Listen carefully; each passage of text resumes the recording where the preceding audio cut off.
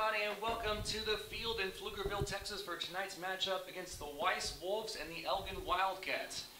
Last week, ELGIN went into Marble Falls and took down Marble Falls to win that game 57-50. It was a very close back and forth contest. Those of you that remember, though, I was not there for the second half of that game. I was not feeling well, so my buddy Michael here was able to call the rest of that game, and it was a really close back and forth game. Tell us more about that game, Michael. Yes, Brian, it was definitely neck to neck. Each opposites of the ends. The Mustangs scored, and then ELGIN Wildcats scored back and back.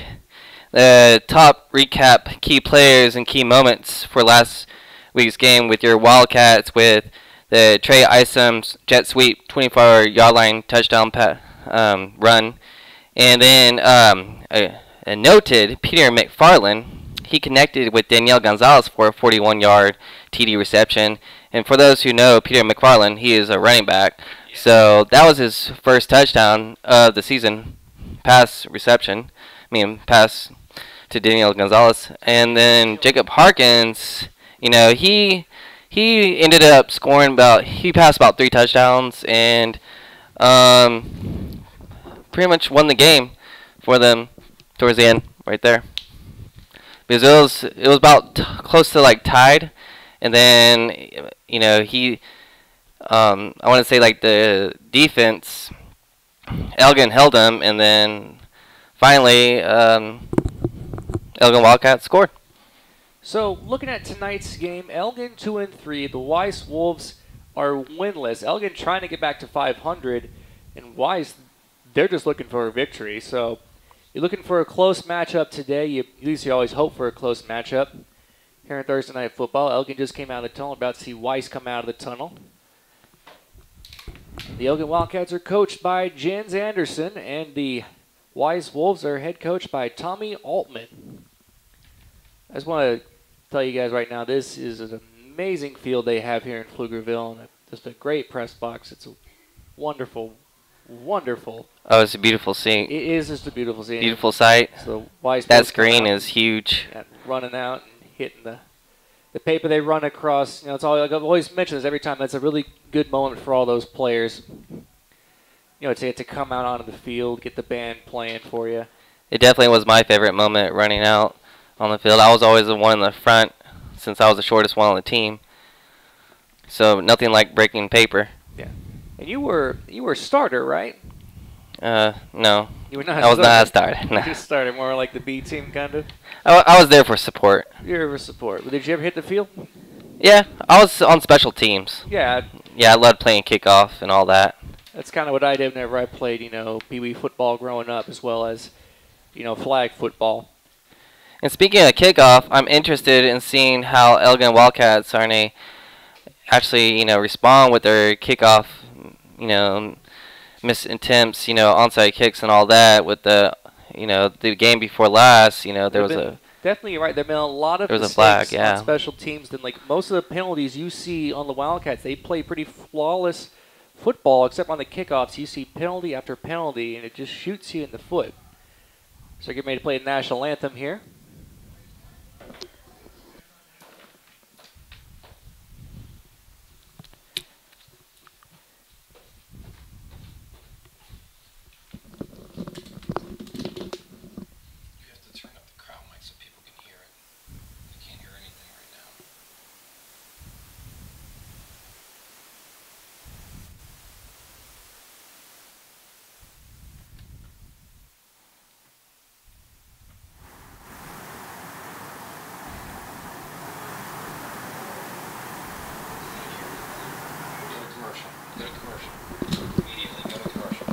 This is the KMAX Sports Network. Socialize with us. You don't have what they call the social skill. On Twitter at KMAX Sports, or catch us on Facebook. Search KMAX Sports. Just another way KMAX Sports is bringing your teams to you.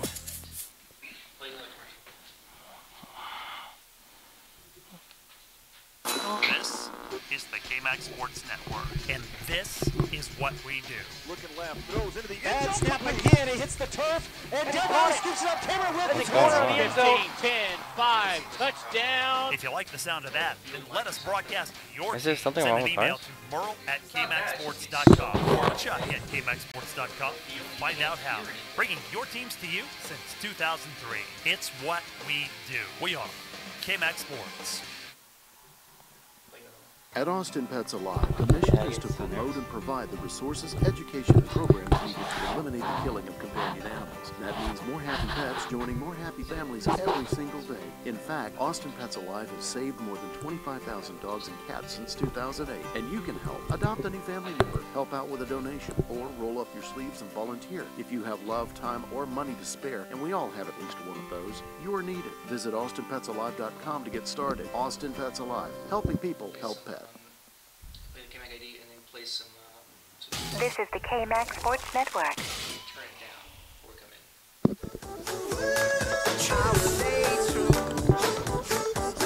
Welcome back. Sorry about that. Had some issues with the crowd mic out there. Couldn't really hear the national anthem. But now both teams are coming out onto the field to do a coin toss. See, we have number 33 for the Weiss Wolves. That is Juana Ellis. And trying to see the other number, looks like number 61, that is Jimmy Gonzalez. Out there for the coin toss for the Weiss Wolves.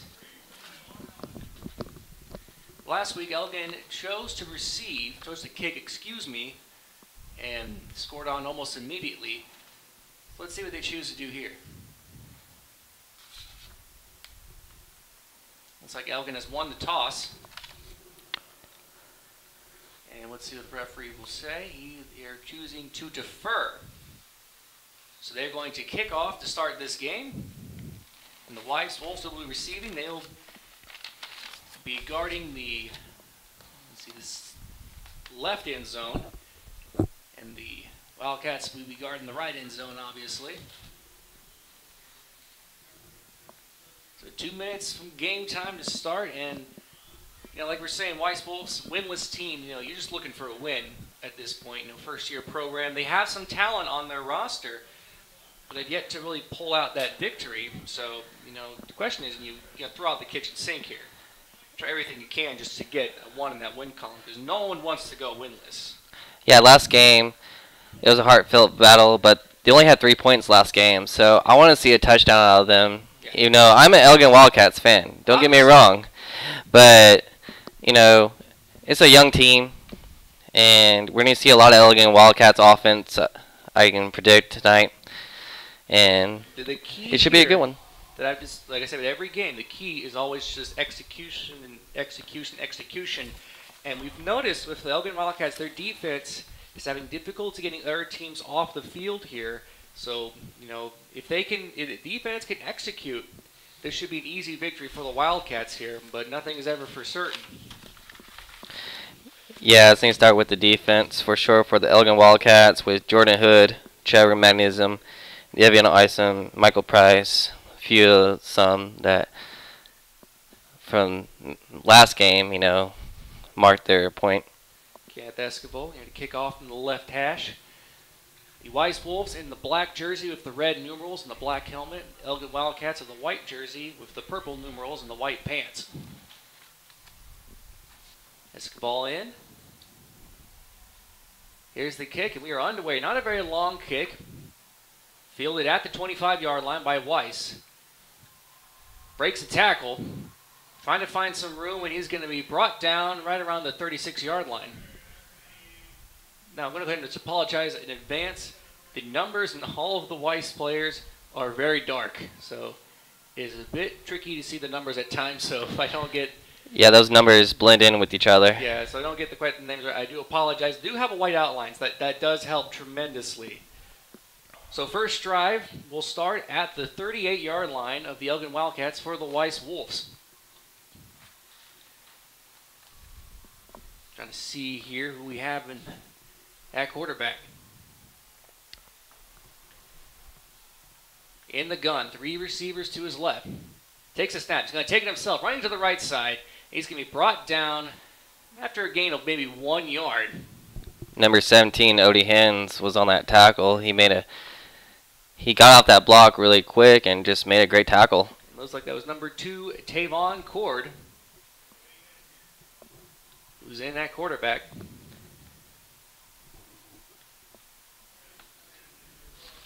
So 2nd and 9 now from the 39-yard line for the Weiss Wolves. Cord getting plays from the sideline, now in the gun. Once again, 3 receivers to his left. Takes a snap, running back to the right side. He's going to be brought down maybe after a gain of nothing. Back to the 39-yard line is all they can get. So 2 run plays. Cord tries to call his own number, and that time gets stuffed. So only 1 yard so far, and it's 3rd and 9. And this is where the Wildcats have struggled. They've struggled to get the team off the field. So this is huge now for the Wildcats. Yeah, on that last play, Odie Hens just did another number and just tackled, went up to the line of scrimmage right off his block. And Cord in the gun, 3 receivers to his left, 1 to his right. Cord takes a snap, back to pass. He's looking, throws over the middle. Patch is going to be broken up by number 4, Trevor Magnuson, in there to break up the pass. It'll be 4th down for the Wildcats, for the Weiss Wolves, excuse me. That was great coverage by number 4, Trevor Magnuson, who is your outside linebacker. It looked like he was almost like a safety for that play, but broke up the pass, which could have been an interception. Daniel Gonzalez back to receive it. Weiss is going to punt from their 39-yard line. Takes a snap. Punts in the air. Is received by Gonzalez. Gonzalez running to his left side at the 30-yard line, at the 35-yard line, trying to find some room. He pushed out right around the 42-yard line, and that's where this drive will start at the Elgin 42.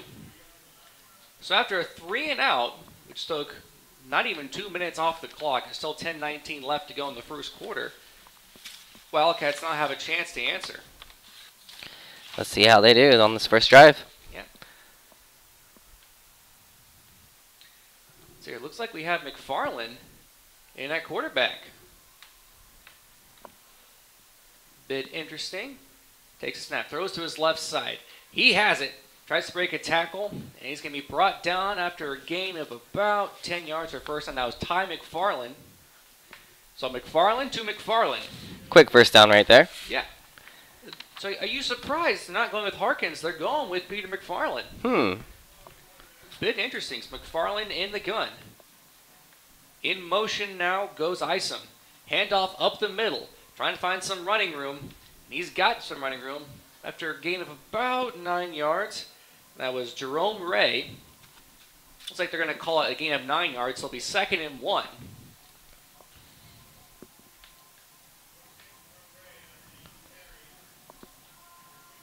Yeah, Jerome Ray, when he comes in, he McFarland in the gun. definitely adds something to this offense. 2 receivers to his right. Ray in the backfield. McFarland back to pass. Looking. Can't find anyone. Throws it deep down the field for Trey Isom. Pass is going to be caught by Isom. Touchdown, Wildcats! Trey Isom did about a 10-yard corner to the pylon to the end zone. Went straight in the end zone for about 30-plus yards and great catch. Can we just say that was an amazing throw of Peter McFarland on Amazing the throw run. by Peter McFarland. He led his receiver so well, and it was an easy touchdown for the Wildcats. 3 plays, 58 yards, and Aaron Arson to attempt the extra point. Snap is down, kick is up, and the kick is good. So, 9:24 left to play in the first quarter. Our score is Elgin Wildcats 7, Weiss Wolves 0. We're going to take a quick break here. You're listening to Elgin Wildcats football here on the KMAX Sports Vype Media Network. We hope you're enjoying tonight's broadcast. And while all of us at the KMAX Sports Network are huge football fans, we broadcast more than just football, you know. In fact, KMAX Sports proudly broadcasts volleyball, girls and boys basketball, softball, baseball, soccer, lacrosse, and more. For more information on how you can help KMAX Sports broadcast any of those sports, just reach out to Chuck at KMAXSports.com or Merle at KMAXSports.com or contact that Sports Booster Club directly. KMAX Sports will gladly work with you and the booster clubs to get that team's broadcasts on the air. And if you're a fan of the other team, well, we can broadcast your team's games too. We realize that, yes, even in Texas, there's more to life than just football. KMAX Sports, bringing your teams to you for 14 years.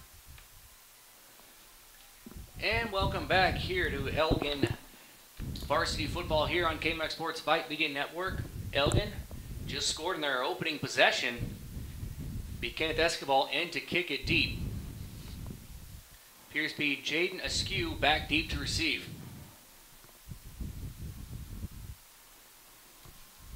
Wildcats have had some trouble on kickoffs. Let's see what they do here. Escobar in. He's going to kick it. Not a very deep kick. And he fielded right around the 26-yard line by Weiss. Trying to find some running room. Can't find some room. Finally gets some. Trying to get the corner. He's going to be pushed out right around the 40-yard line. That is Stuart Miller. So this drive will start at the ELGIN 40-yard line. Sorry, the Weiss 40-yard line. So last drive for the Weiss Wolves, 3 and out. Just nothing going at all. They tried 3 runs and a pass. It was broken up by Trevor Magnuson. So let's see if the Wolves can get them back. So see if the Wildcats can get them back off the field. This is Cord in the gun. 3 receivers to his left. 1 to his right. In motion now. Handoff left side. Trying to find some running room. He brought down behind the line of scrimmage. What a great play there. He's brought down by number 17. Odie Hens and Xavier Newell's number 90. That was a great gang tackle The loss of 2 for your yards. ELGIN Wildcats. Back at the 38-yard line.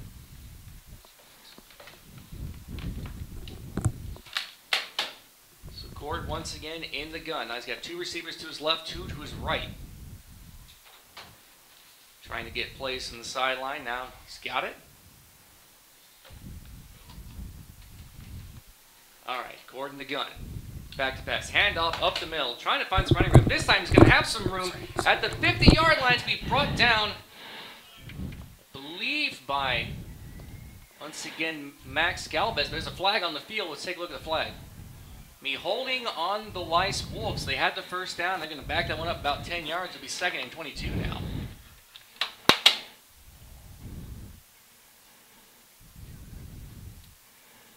So first real positive play for the Wolves, and they got to bring it right back.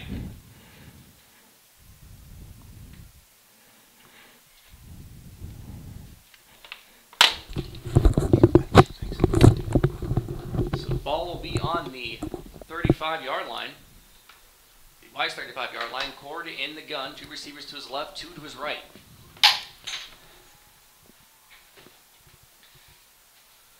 Handoff up the middle. Trying to find running room. This time he's going to have nowhere to go. Breaks a tackle, but going to be brought down by Odie Hens.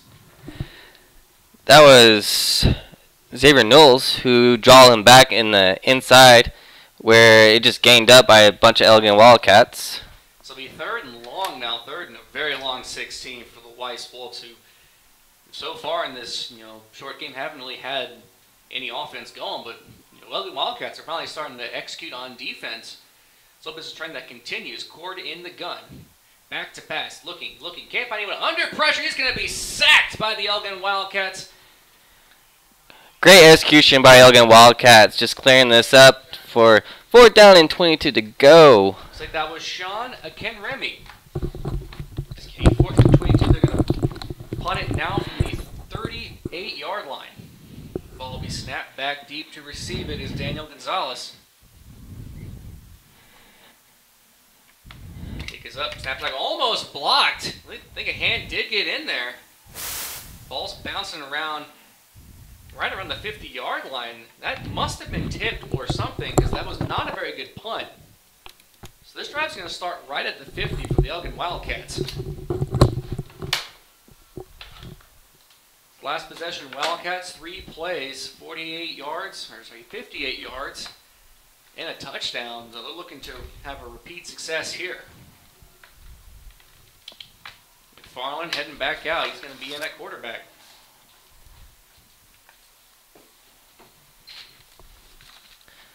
All right. Snap this back. Handoff, Isom up the middle. Isom trying to find room. Ball is out. The ball is out. Isom got nailed. And it looks like the Weiss Wolves have it. The person's still picking the ball up, and they're trying to. Ball's back out again. Woo! What was going on there? So, I think the ball is back with the. It is back to the Wildcats. So, what happened was the ball came out. It was picked up by the Weiss Wolves, and then trying to run back, and number 64 Brian Aldridge able to come in, get the ball out of his hands and recover it. So now it's 1st and 10 for the Wildcats on their own 34-yard line. I've never seen that before. That was just a bizarre sequence of events there. So far, Weiss can't really find anything. That's good for us. McFarland in the gun. 3 receivers to his left. Hand off Ray up the middle. Ray trying to find some running room. Can't really find any running room. Breaks 1 tackle. Now pushes forward for a gain of around 4 yards. At the 38-yard line. Excuse me, 37-yard line. So it'll be 2nd and 7 now. I still just cannot believe that sequence of events there. You got the ball back. That's a little bit surprising. And McFarland in the gun, Ray in the backfield. 2 to his left, 2 to his right. Handoff up the middle to Ray. Ray bangs into Weiss defender. He's going to be brought down right around the 41-yard line. It's like brought down by Ronald Codwell. The Weiss Wolves going to be the first 3rd down now for the ELGIN Wildcats at their own 41-yard line. This drive started at the 50, and it just went backwards. McFarland in the gun, empty setback, 2 to his left, 2 to his right. Now in motion comes Ison. Snap is back, and McFarland's going to keep himself. He's got running room, he's got the 1st down past the 50, and he's going to be brought down right back to the 50-yard line. So the drive, they're now back where they started. Yeah, I would have called that drive right there, that play. Usually a QB sneak, right? QB sneak, QB draw play, whatever you want to call it. It's just, halfback direct too. Yeah, I mean, that's just a little bit startling to me because they started one direction, went backwards, and then now they're here. All right, McFarland in the gun, 3 to his left, 1 to his right. Snap is back, throw it over to Isom in the screenplay. Isom trying to find some running room, and he's going to be brought down short of the 1st down marker. Call it right around the ELGIN, Weiss 41-yard line. So back on the Weiss side of the field. Yeah, Trey Isom has some speed, so when you get him the ball, there's no one in to stop him. True, and that screen pattern, able to get in there. So they're going to call it 2nd and 1 on the 40-yard line, actually.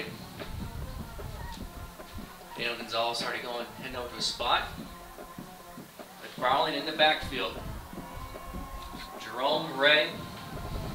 McFarland in the gun. Jerome Ray in the backfield. In motion goes Isom, where he has an option play. It's going to be a pitch. And got running room is number 23, Javon Black. He's got the 1st down right around the 30-yard line. So First touch by Trayvon Black. 1st down. Black. Good option play there. Good execution. You pitched it almost immediately to Peter McFarland. And it's a great job there because you never know what's going to happen on an option play. Because the first play we called did the option, they had a fumble, so it's nice that they're finally getting that play down. All right, Javon Black in the backfield. McFarland in the gun. 2 receivers to his left. Snap is back. It's going to be hand up the middle, Trayvon Black. Black trying to find some room. Bangs into 1 tackler, and he's going to carry a Weiss defender with him for a gain of about 8 yards. Great running by Trayvon Black. Now he can carry a few defenders with him to the end zone if he wanted to.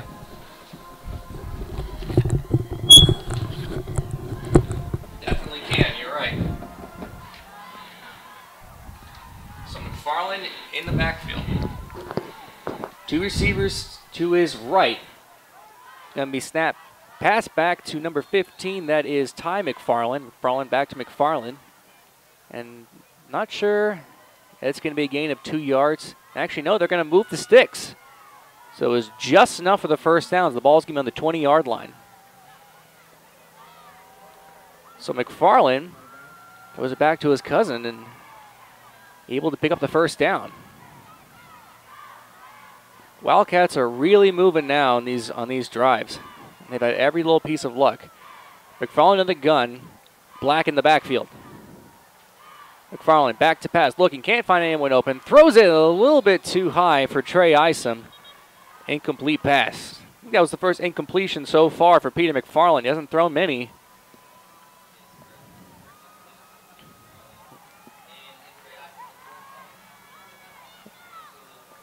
And essentially, first, okay, I think there's a penalty on the play. I think they're going to call false start. I cannot really see.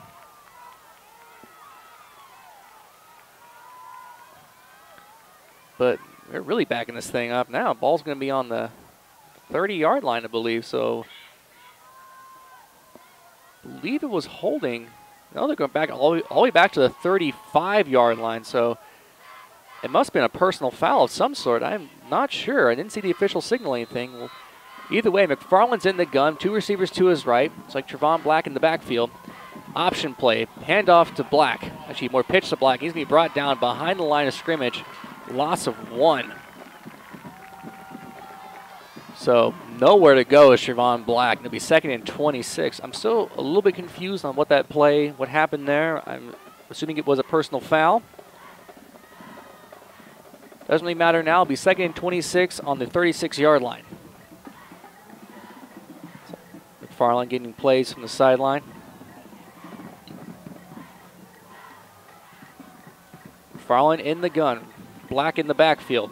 1 receiver to his left, 1 to his right. McFarland looking to pass. Rolling to his right side. Throws it down the field.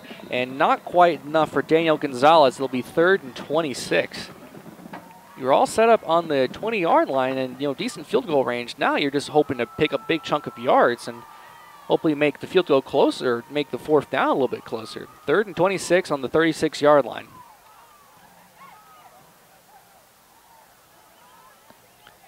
McFarland getting plays. Looks like Trevon Black in the backfield. And looks like timeout.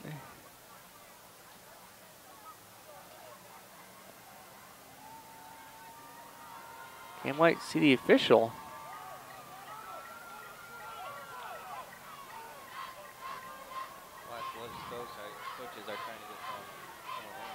Yeah, I think so. Trying to do a substitution. Be 3rd and 26. Well, McFarland in the backfield. In the gun, excuse me. Back to pass. Looking. Throws it deep down the field for Trey Iseman. Double coverage and overthrown in the end zone. And that's going to bring up 4th down. 4th and 26. Now, this is a little bit interesting. I just want to point this out. In that last play, the guy that holds the number for the down, he had it on 2nd down, and now he has it on 3rd down, but it should be 4th. Now he has it on 4th down. So a little bit of confusion there. Probably trying to figure out what the down was, and the first punt of the night for the Elgin Wildcats. And the punt will be Trevor Magnuson.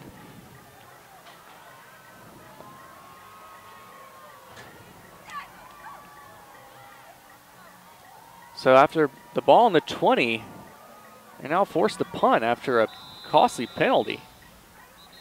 And now we're going to have another flag in the play, maybe a timeout. I don't see any flag on the field.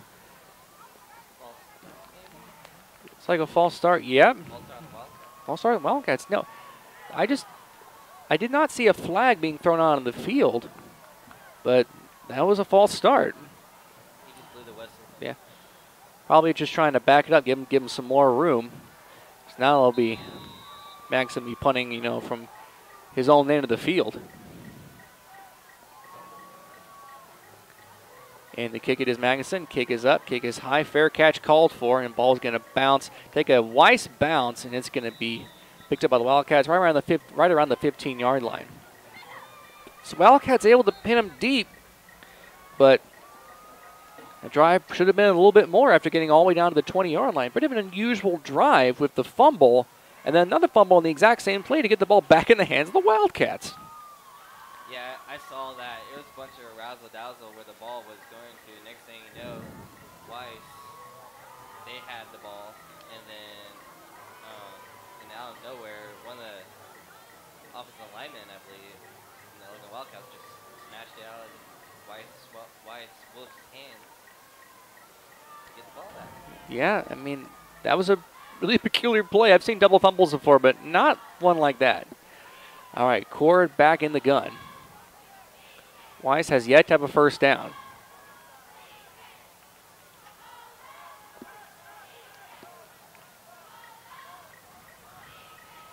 Trying to get plays in the sideline. All right, Cord in the gun. 2 receivers to his left, 2 to his right. Single setback. Now in motion goes Stewart middle.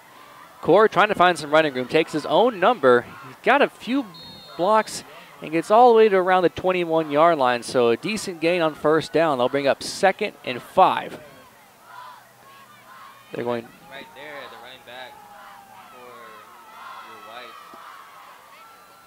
Wolves, he just followed his blocks.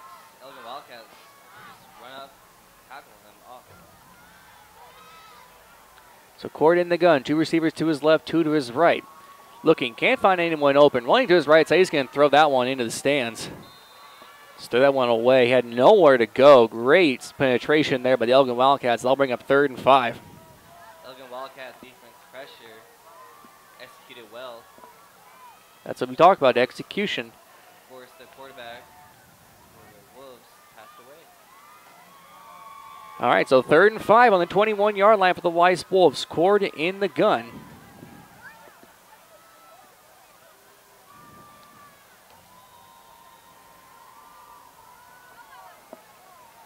All right, 3 receivers to his left. Snapped, and he's going to take it for a run, trying to find some room. Dances up the sideline. He's going to be stopped short of the first down, right around the 29-yard line, excuse me. And once again, the Elgin Wildcats defense holds, and the Weiss Wolves will be forced to punt. Oh, it looks like, there's a flag on the play on the Elgin Wildcats. I believe it was a face mask. So that's going to make it a first down for the Weiss Wolves. Their first down of this game is off a penalty. Well, they come in all shapes and sizes. And I guess if you're the Wolves, you don't have any room to complain right now. You'll take it. So they'll put the ball all the way on the 38-yard lines. And that's where they're going to pick up. So Cord in the gun. Looking, throw to his left side. Pass is going to be caught and then brought down immediately. Pass was caught by Kobe McCoy and then brought down by Teron Johnson after a gain of about 5 yards. Yeah, Teron Johnson pretty much saw that from the start, from the get-go. It was a good job to get that open field tackle. Great job, yeah. Just a great form tackle, which you don't see very much nowadays in football. So Cord in the gun, 3 receivers to his left. Cord takes the snap, hands off, going up the middle, trying to find room, and he's got running room, running on the ground. First down all the way to the 46-yard line. Number 17, Odie Hands. Pretty much did great coverage running back to the end zone for a tackle. So Cord, once again, back in the gun.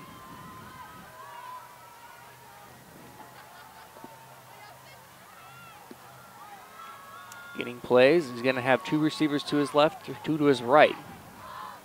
Single set back. He's going to take his own number, running to the right side. He's going to be just drilled by number 90, Xavier Newells, after a gain of about 1 yard. He sniffed that one out from the get-go. Along with Michael Price, number 28. Yep, in there. He came from the other side of the defense to the left side. Able to just get in there and sniff that one out. No gain of 1 yard. So it's good to see by the Elgin Wildcats, because after that penalty, Weiss kind of has a little bit of what's one look for momentum, on their side. So they're starting. They're in Elgin Wildcats territory. The first time tonight. For the first time. Cord in the gun, 2 receivers to his left. Looks like a timeout. It's going to be called by the Weiss Wolves. 23 seconds to play in the first quarter. So while that's going on, we're going to take a quick break. From the field, it's Elgin 7, Weiss nothing. You're listening to Elgin Wildcats football here on the KMAX Sports Vype Media Network. We hope you're enjoying tonight's broadcast. And while all of us at the KMAX Sports Network are huge football fans, we broadcast more than just football, In fact, KMAX Sports proudly broadcasts volleyball, girls and boys basketball, softball, baseball, soccer, lacrosse, and more. For more information on how you can help KMAX Sports broadcast any of those sports, just reach out to Chuck at KMAXSports.com or Merle at KMAXSports.com or contact that sports booster club directly. KMAX Sports will gladly work with you and the booster clubs to get that team's broadcasts on the air. And if you're a fan of the other team, well, we can broadcast your team's games too. We realize that, yes, even in Texas, there's more to life than just football. KMAX Sports. And we're back at the field. 2nd and 9 from the 45-yard line for the Weiss Wolves. Ford in the gun, takes a snap, handoff left side. Can't find any running room. He's going to be brought down by Max Galvez. He's able to get into the backfield for a loss of yards. Back to the original line of scrimmage. Now they're going to call a loss of 2 yards. They'll bring up 3rd and 11 now for the Weiss Wolves. Weiss has not really found anything going anywhere on the field. Okay, Wildcats defense is putting up great pressure on the QB, I believe. That is the end of the first quarter. So we've played 1 quarter in our score after 1 at Elgin Wildcats 7, Weiss Wolves nothing. We're going to take a quick break. You're listening to Elgin Wildcats football here on the KMAX Sports Vype Media Network. We hope you're enjoying tonight's broadcast. And while all of us at the KMAX Sports Network are huge football fans, we broadcast more than just football, you know. In fact, KMAX Sports proudly broadcasts volleyball, girls and boys basketball, softball, baseball, soccer, lacrosse, and more. For more information on how you can help KMAX Sports broadcast any of those sports, just reach out to Chuck at KMAXSports.com or Merle at KMAXSports.com or contact that sports booster club directly. KMAX Sports will gladly work with you and the booster clubs to get that team's broadcasts on the air. And if you're a fan of the other team, well, we can broadcast your team's games too. We realize that, yes, even in Texas, there's more to life than just football. KMAX Sports, bringing your teams to you for 14 years. And we're back. Started the second quarter, 3rd and 12. Cord in the gun, looking, can't find anyone. Throws it deep down the field. And it's going to be broken up by the Elgin Wildcats. Almost in to make the catch. So I believe number 7, Jonas Fusel. And once again, the Elgin Wildcats defense holds. It's going to be 4th down. Just a good way to start the second quarter. So only a few plays have been snapped in Elgin territory for the Weiss Wolves. Now back deep to receive it once again, Daniel Gonzalez. Hoping to get a good return here. Snap is back. It's going to be bobbled by the punter. He's got nowhere to go, and he's going to be brought down at the 45-yard line. He's still moving, though. Ball's out, and that's going to whistle the play dead because you cannot fumble on purpose. Or even if you did fumble on accident on a 4th down, the play is immediately ruled dead. So once again, it went from bad to worse for the Weiss Wolves. This drive's going to start on their own on the Weiss 44-yard line. So good starting field position for the Elgin Wildcats. Just nowhere to go.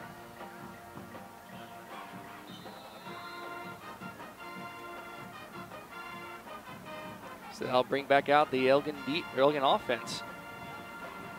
So McFarland this time all alone in the backfield, in the gun. 3 receivers to his left. Bring out kind of a jumbo package. McFarland's going to take it himself, going up the middle. He breaks 1 tackle. He's going to be brought down after a gain of around 6, maybe 7 yards. All the way to the 42-yard line. Actually, excuse me, that's past the 42. That is the 37-yard line. Keep getting my numbers confused. Apparently I didn't graduate 1st grade. Go figure. It don't matter. Ball on the 37-yard line. McFarland once again in the gun. 3 receivers to his left. McFarland throwing to Isom in the flat. Isom breaks 1 tackle. Trying to get to the 1st down. He's going to be gang tackled after, I think he got enough of the 1st down. They're going to call forward progress. And yep, they're going to go ahead and start moving the chains. So that's a 1st down for the Wildcats.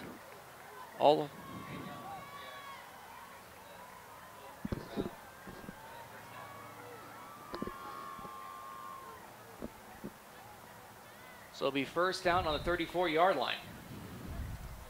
So great starting field position here. Let's see if the Elgin Wildcats can capitalize. McFarland in the gun, 3 receivers to his left. Same package now. Isom in motion. They're going to fake the handoff. McFarland's going to take his number. He's going to find some room. And once again, a gain of about 7 yards all the way down to the 27-yard line. Peter McFarland again, just another QB sneak or HB direct, Yeah. right up the middle. That was actually a fake to Daniel Gonzalez. So they've been running pretty much the same package the entire time. So McFarland in the gun, 3 receivers to his left. McFarland rolling to his left, looking, throws it deep down the field, and pass is going to be broken up. Pass intended for Ty McFarland. And that'll bring up 3rd and 3.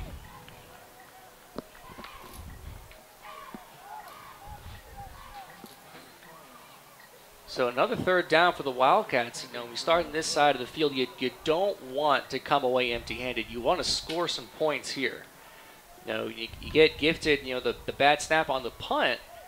You know, you want to get, you know, further down the field, make the field goal kick a little bit easier. And I imagine they're probably going to go for it. So now under center is going to be McFarland. Trying to draw him off sides. Yeah, right now you're in Wolves territory, so you want to get this first down. Castillo and Ray in the backfield, and timeout's going to be called by the Elgin Wildcats. So 3rd and 3 here. Last week, we saw the Wildcats run kind of a trick play. They faked the handoff to Ray, and then they did the handoff to the fullback, Castillo. So let's see what they do here.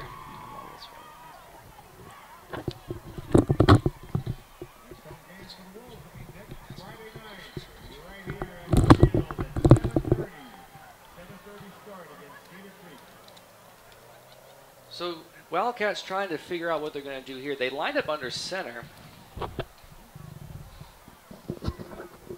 They don't usually line up under center. That's something you don't really see in high school football. I mentioned that a lot, but usually they line up in the gun. It's very rare they line up under center. Normally it's in a goal line set. So. Yeah, Brian, I believe nowadays in the gun you just get play quicker. Oh, yeah. That reaction. Quicker play. No, have to really wait for stuff to set up to drop back. You just take the snap and you can immediately just start running. Also a better way to draw the defense off guard.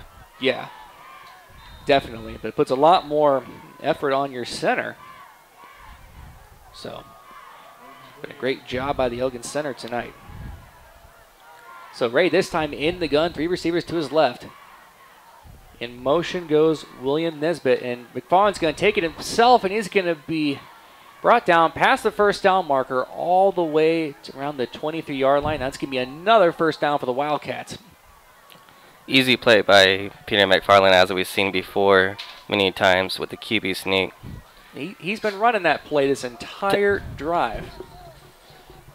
And has had really just wide open space the entire time. Now this time a different package. Isom in motion. McFarland in the gun. Handoff Ray up the middle. Ray trying to find some room. Breaks one tackle, and he's going to be brought down right at the 20-yard line. And that was Jerome Ray. Jerome Ray back in the game. A couple of yards. Yeah, I'm gaining of around, I think 2, maybe 3 yards. I'm going to call it 2 yards. Previous play with Peter McFarland, though, is that's not really so much of a QB sneak anymore, considering he's not under the pocket, under the center. So that would be a halfback direct, and it's not a fake anymore. McFarland in the gun. Ray in the backfield. Isom once again in motion. Fakes the handoff to Isom. Can't find anyone open. Passes over to Isom in the screen, and he's going to be brought down short of the first down marker, right around, I believe, the 16-yard line. So trying to find some room in the flat, but couldn't. Trey Isom here is a great route runner, as you see. He's easily, he can get open easily. So he can't get open, and especially when you throw it to him in the flat, he has a chance to go the distance every single time. McFarland in the gun. Ray in the backfield. 2 receivers to his right. McFarland takes a snap, rolling to his right. Throws it to, blanked on the number there, Daniel Gonzalez. For the first down all the way down to the 5-yard line. It'll be 1st and goal, Wildcats at the 5. Yeah, that was number 7. Daniel Gonzalez. Daniel Gonzalez, who just did an easy 8 route to the corner. Almost to the end zone, but not enough. Well, we've been talking so far about McFarland's leg. Let me just mention his arm. He's got a really good arm. He's very accurate on those short to mid-range passes, which was actually a pretty big deal. So McFarland once again in the gun. Isom in motion. Handoff Ray up the middle. Ray dances into the end zone. Touchdown, Wildcats. Well, that was easy. Jerome Ray with the 5-yard run. Wildcats able to convert 2 third downs on this drive. And that makes the score 13-0 with 8:37 left in the second quarter. Aaron Arsene to attempt the extra point. Out of the hole to Daniel Gonzalez. Snap is back. Kick is up. And the kick is good. So that makes the score Elgin Wildcats 14, Weiss Wolves nothing. We're going to take a quick break here. You're listening to Elgin Wildcats football here on the KMAX Sports and Vype Media Network.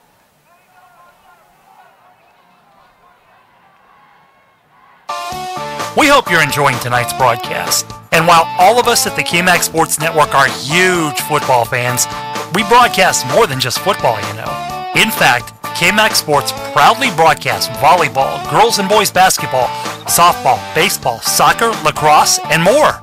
For more information on how you can help KMAX Sports broadcast any of those sports, just reach out to chuck@kmaxsports.com or merle@kmaxsports.com or contact that sports booster club directly.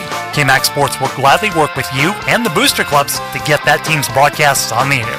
And if you're a fan of the other team, well, we can broadcast your team's games too. We realize that, yes, even in Texas, there's more to life than just football. KMAX Sports, bringing your teams to you for 14 years. This is the KMAX Sports Network. And welcome back to the field. Elgin Wildcats up 14-0 on the Weiss Wolves. Kenneth Escobar in to kick it. And the kick is away once again. A very short kick this time, and it's going to be, I'm not sure, I think that was fielded to be flag on the play. Devon Isom tried to field that one for the Wildcats. It was an onside kick, but couldn't get his feet down in bounds, so that's going to be, actually, no, they're going to call a false start on the Elgin Wildcats. So first penalty on a kickoff for the Wildcats tonight. Yeah, penalties have been hurting this Wildcats special teams, as we've talked about before the game and throughout the past couple of games. Well, I've seen them attempt many onside kicks, and they have yet to recover one. So they're going to put the ball on the Weiss 36-yard line. Actually, no, they're going to move the chains up to the 41-yard line. So it's around where Davian Isom went out. So Cord once again in the gun. 2 receivers to his left, 2 to his right. Cord takes a snap, handoff up the middle, and he's going to be met by a whole bunch of Wildcats. Nothing going for a gain of zip. Nothing. Back at the 41-yard line. Be 2nd and 10. The running game, the passing game, nothing is going right now for the Weiss Wolves. So if you want to put another spin on it, the Elgin Wildcat defense is playing incredibly well right now. And this is good to see because that's been their weak point. They've had a great offense. They just cannot seem to get their team off the field. So Cord in the gun. 3 receivers to his left, 1 to his right. Cord running to his left. Throws a pass down the field. He's going to be overthrown. It's number 22. That is Kalen Rogers. I love how all the Elgin Wildcat defense here is just running straight to the ball. They're not slowing down. Number 28, Michael Price right there. He would have broke it up if it was in the... Another thing is, even if he had caught it, he wouldn't have gotten very much yardage there. So just a great job of coverage down the field. So now it'll be 3rd and 10 of the 41. Cord in the gun. Takes a snap. Looking. Throws it. His pass is going to be caught. Tackle is going to be broken. Pass is caught by Stuart Miller. Let's see where the spot's. Right at the 50. So that's going to bring up 4th and 1. So Weiss Wolves have had nothing going so far, and it looks like they're going to go for it. You know, right now you're down 14. Yeah. You haven't had anything going, so I get guess some momentum on their side. Definitely trying to get some momentum. So Cord in the gun. I think you might see another quarterback draw play here. 2 receivers to his left, 2 to his right. Now in motion goes Miller. Cord has it. Trying to find some running room. And he's going to be brought down right at the 51-yard line. This will all depend on the spot.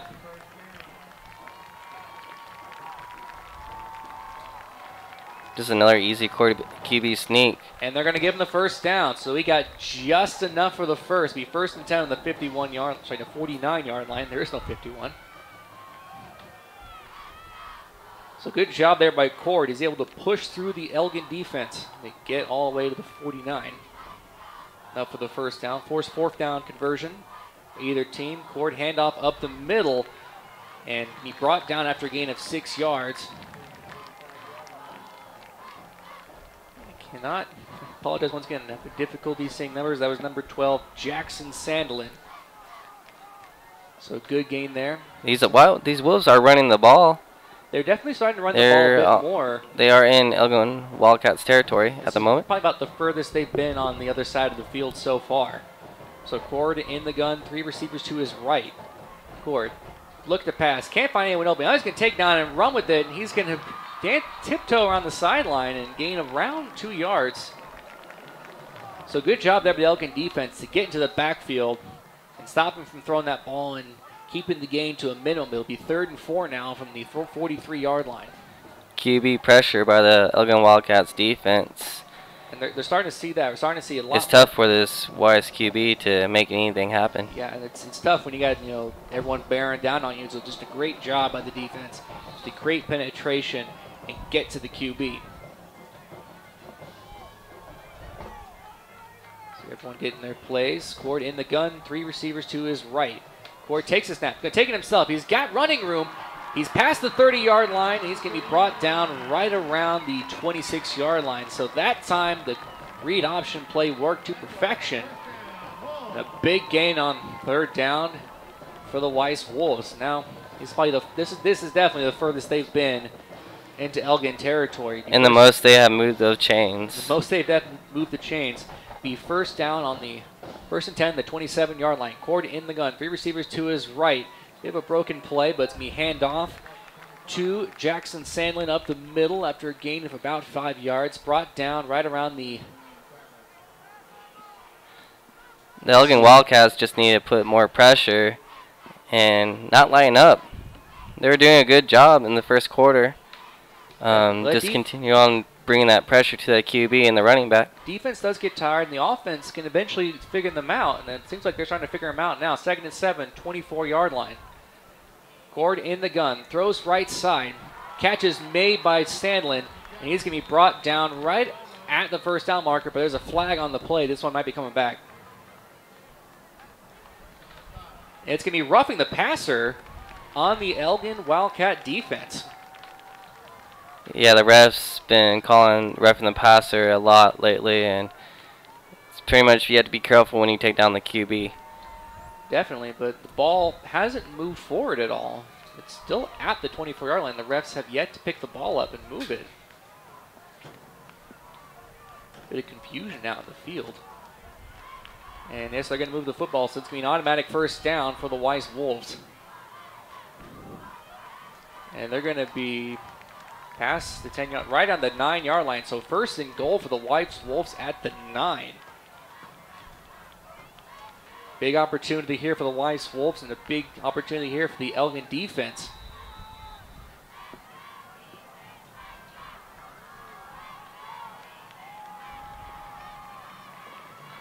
And snap goes over Cord's head. Cord's going to pick it up. He's going to throw it. It's going to fall down. Incomplete. Great awareness there by Cord. Most people would fall on. He was able to pick it up and throw it for an incomplete pass.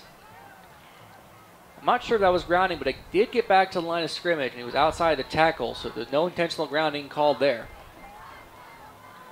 So it's a great job by Cord. It'll be 2nd and 9 from the 9-yard line. 2nd and goal, excuse me.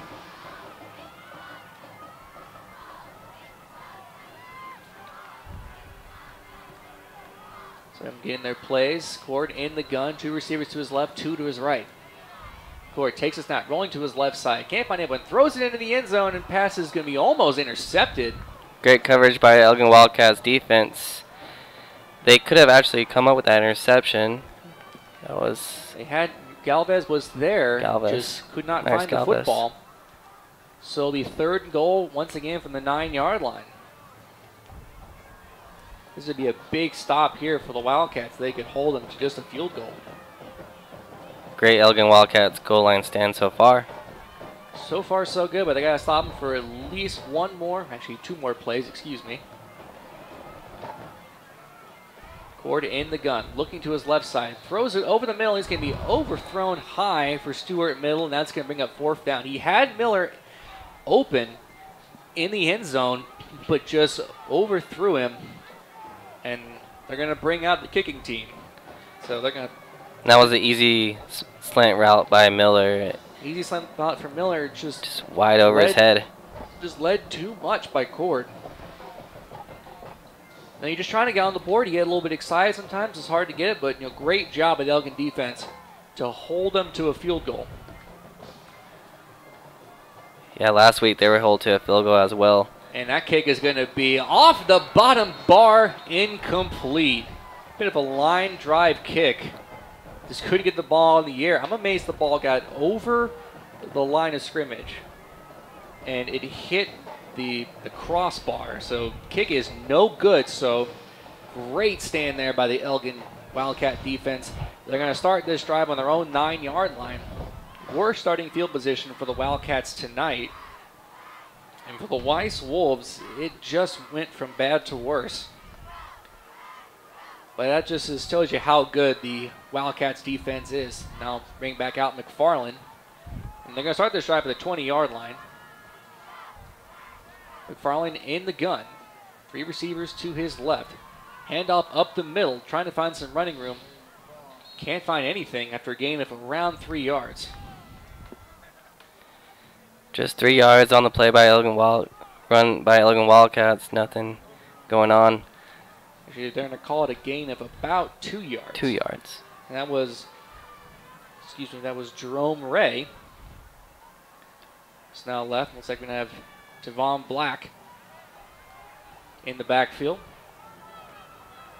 So McFarland once again in the gun. 2 receivers to his left. 1 to his right. Handoff Black up middle. Black has a hole. He's going to run right into the Weiss defense. And he stopped right around the 26-yard line. So Elgin Wildcats are running the ball. We might see a pass on this next play. Usually you do on 3rd down. Be 3rd and 4 now. Be a good time to throw it up to Isom, but let's see what they do here. You might see, because they've been having a lot of success with that quarterback, that read option play. So McFarland in the gun, takes the snap. He's going to fake the pitch. He's going to run up the middle. He's got running room. He's going to have the 1st down after a big gain right around the 37-yard line. So that time, they faked the pitch on the option. McFarland calls his own number, gets it all the way down to the 37. So good play there by the Wildcats. 1st down at 37. 3 minutes, 18 seconds left to go. Clock is running here in the 2nd quarter. Wildcats trying to add on to their lead. McFarland in the gun. Takes a snap. Looking. Throws it right side a bit too low. Pass intended for Ty McFarland.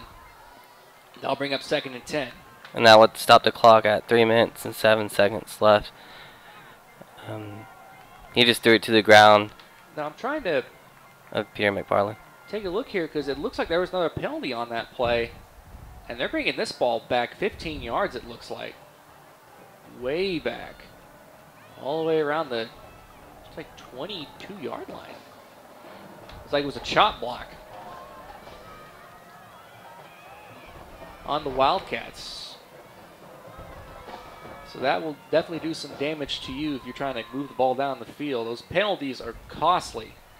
And that's the 2nd really big penalty we've seen on the Wildcats. They could probably have a bigger score, or a bigger lead. If it wasn't for these penalties, a bit of confusion on the field. They're not really sure where to put the football. So it's going to be placed at the 26-yard line.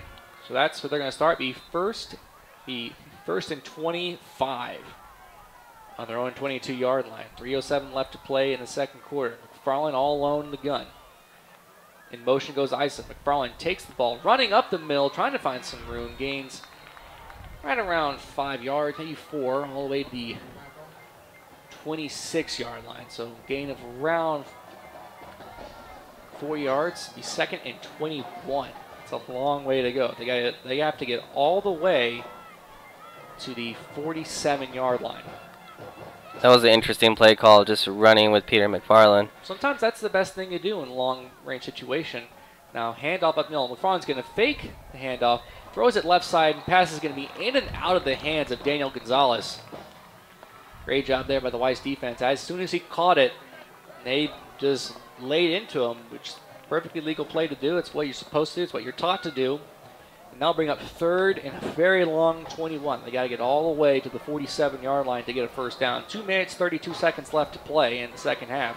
So the first half, excuse me. And McFarland's going to be under center at goal line formation. Let's see what they're going to do here. And McFarland's going to throw it, running to the right side, throws it deep down the field, and catch is going to be made. Caught!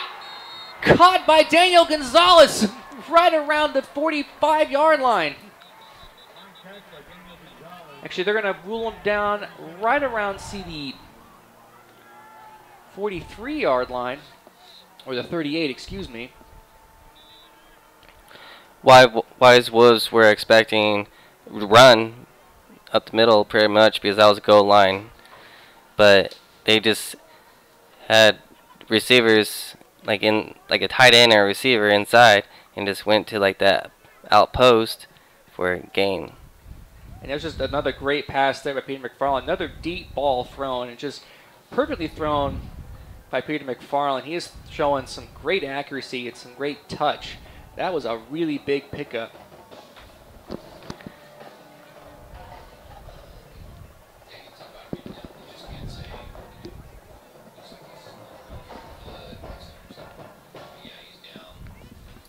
We got Gonzalez down on that play. So everyone be taking a knee. Looks like Levy's okay. Probably trying to get the salts out.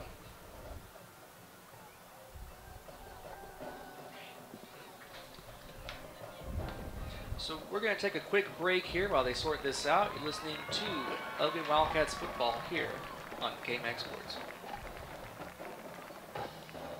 We hope you're enjoying tonight's broadcast.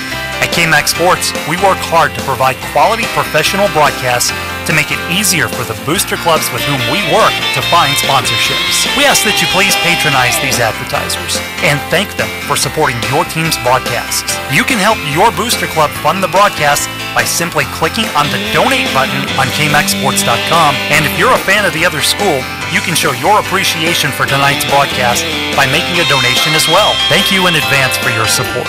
And now, let's take you back out to the game. And we're back here at the field, Pflugerville, Texas. ELGIN Wildcats versus the Weiss Wolf. Gonzalez is getting a little bit of help off the field. He's walking, though. He's on both his legs. He's all right. 2 minutes, 22 seconds left in the first half. That's a point. Ball's on the 37-yard line. So after a big pickup on 3rd and 21 from McFarland all the way to Gonzalez, probably going to play the rest of this first half without him. So McFarland in the gun. Looks like Jerome Ray in the backfield. Snap is back. Handoff up the middle. No, they're going to fake the handoff. Pass is going to be overthrown to Trey Isom. Wouldn't have had nowhere to go. Probably would have lost a couple of yards. Bring up 2nd and 10. 2:04 left to go. Definitely an uncatchable thrown ball. And he still got tackled. Yeah, I mean, he wouldn't have really gained much. You know, it's almost a good thing he didn't catch it, because if he caught it, the clock would have kept running. Now the officials, they're all going to, I think they're trying to see if that was unnecessary roughness. I think that was, yeah, that's what I was thinking. And they're going to call unsportsmanlike conduct on the ELGIN Wildcats. Bit interesting there. I'm not really sure what caused it. But once again, they're going to have a very long way to go on first down. They were able to convert last time they had this. So let's see what they can do here. So the ball is going to be right at the 48-yard line. It'll be 1st and 25.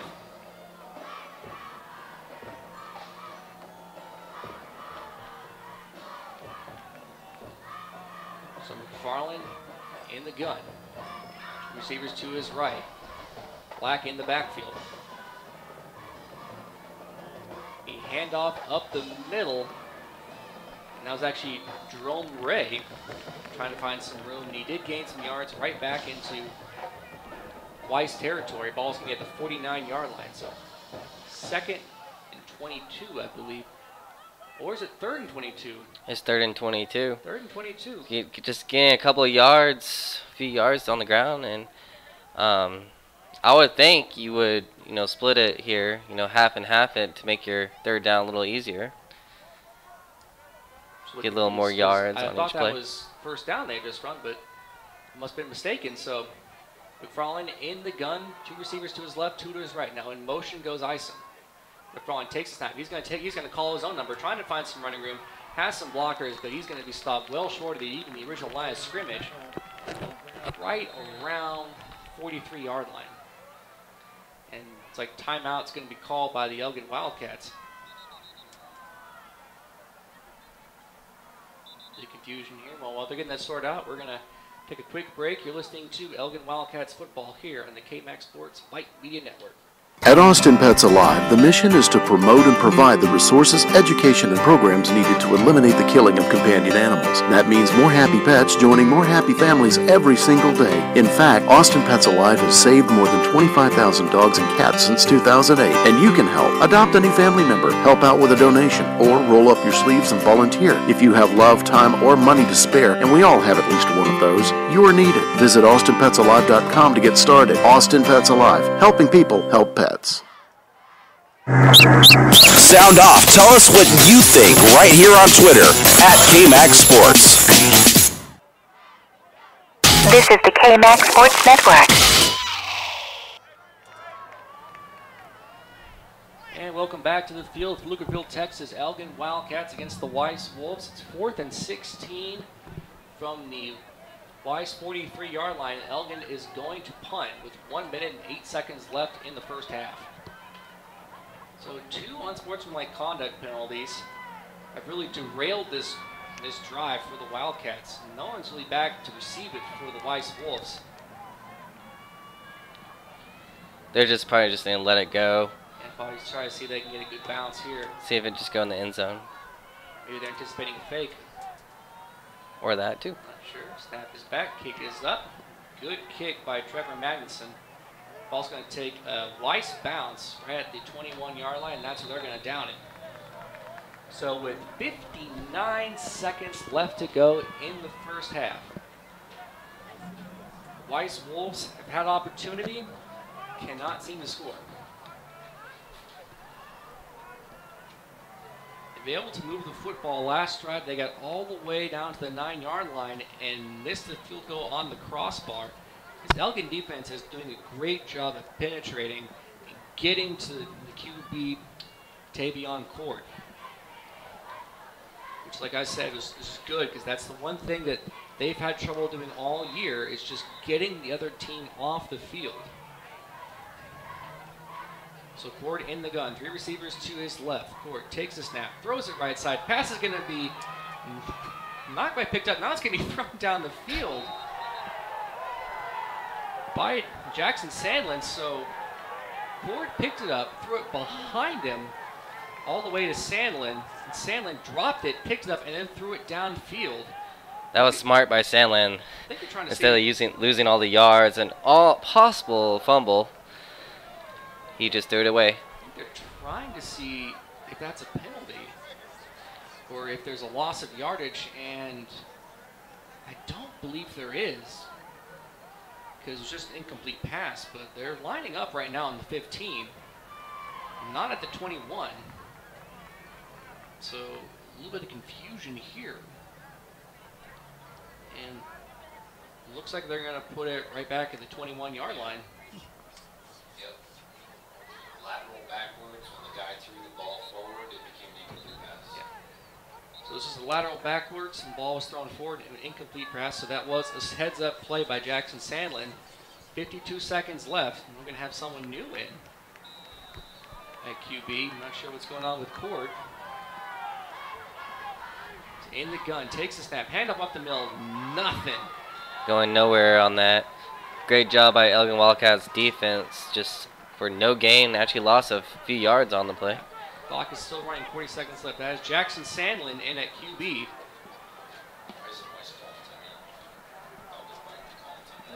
I think they're just trying to let the clock run out here.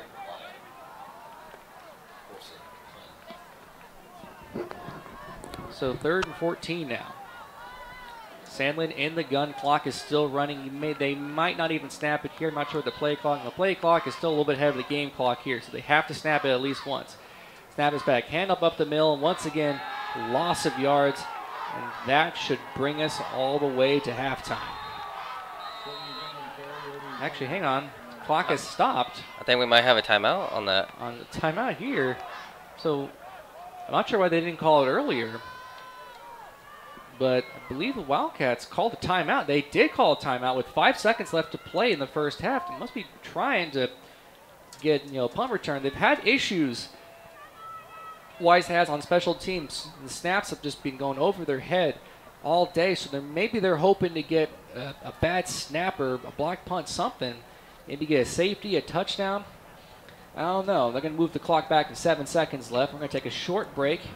Listening to Elgin Wildcats football here on the KMAX Sports Vype Media Network. We hope you're enjoying tonight's broadcast. And while all of us at the KMAX Sports Network are huge football fans, we broadcast more than just football, In fact, KMAX Sports proudly broadcasts volleyball, girls and boys basketball, softball, baseball, soccer, lacrosse, and more. For more information on how you can help KMAX Sports broadcast any of those sports, just reach out to chuck@kmaxsports.com or merle@kmaxsports.com or contact that sports booster club directly. KMAX.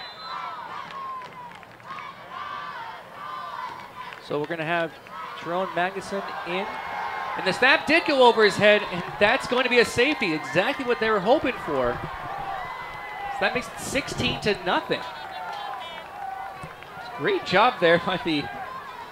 Just a good choice of play call. I can't really find the right words there for that one, folks. I'm sorry, but very strategic. They've had trouble with the snap all day, and they put 2 more points on the board. That's the second week in a row we've seen a safety for the Wildcats. Not much work for the Wolves. Yeah, not much going, and they didn't leave. Not much. And they did not leave them much time. However, the Wildcats do get the ball back with 5 seconds left. They do have to receive it on a punt from the 20-yard line. Actually, I think they can tee it up. So they're going to have some good field position depending on what they do. They might even have a chance to throw it deep down the field. Or this might be, they'll just run it back. They could just run it back. You never know what could happen. You only have 5 seconds, so you don't have a lot of time. But you will have some good field position. If you can field it on your side of the field, maybe right on the 45, you never know. But Farland, he does have a pretty good arm on him. He might be able to throw one deep in the end zone. See if one of the guys can make a catch. The first time kicking off for the Weiss Wolves today. Short kick, not a lot of distance. It's going to be kicked right out of bounds, and the flag is going to be thrown. So it's kicked out right around the 41-yard line. That's what his penalty is. And they're going to call a false start on the Weiss Wolves, not kick out of bounds. A little bit odd because I was thrown by the line judge right as soon as the ball went out. So a bit confused by that. Either he was just making a motion to show that there was a penalty to be called. But no matter. Ball will be, looks like they're going to put it on the Elgin 45-yard line. So there'll be a discussion here by the officials as to what they're going to do.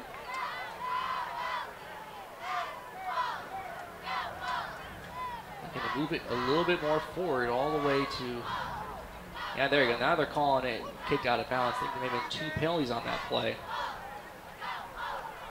They declined one, accepted the other. So actually, I'm still not sure what's happening on the play call. There's a lot of confusion on the field right now.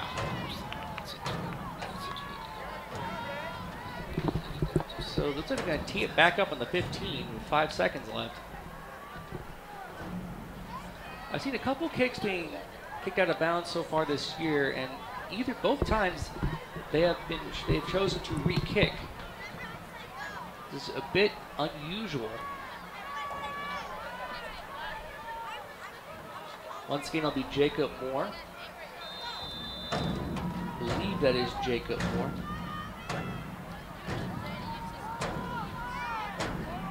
So now they're going to kick it off from the 15-yard line.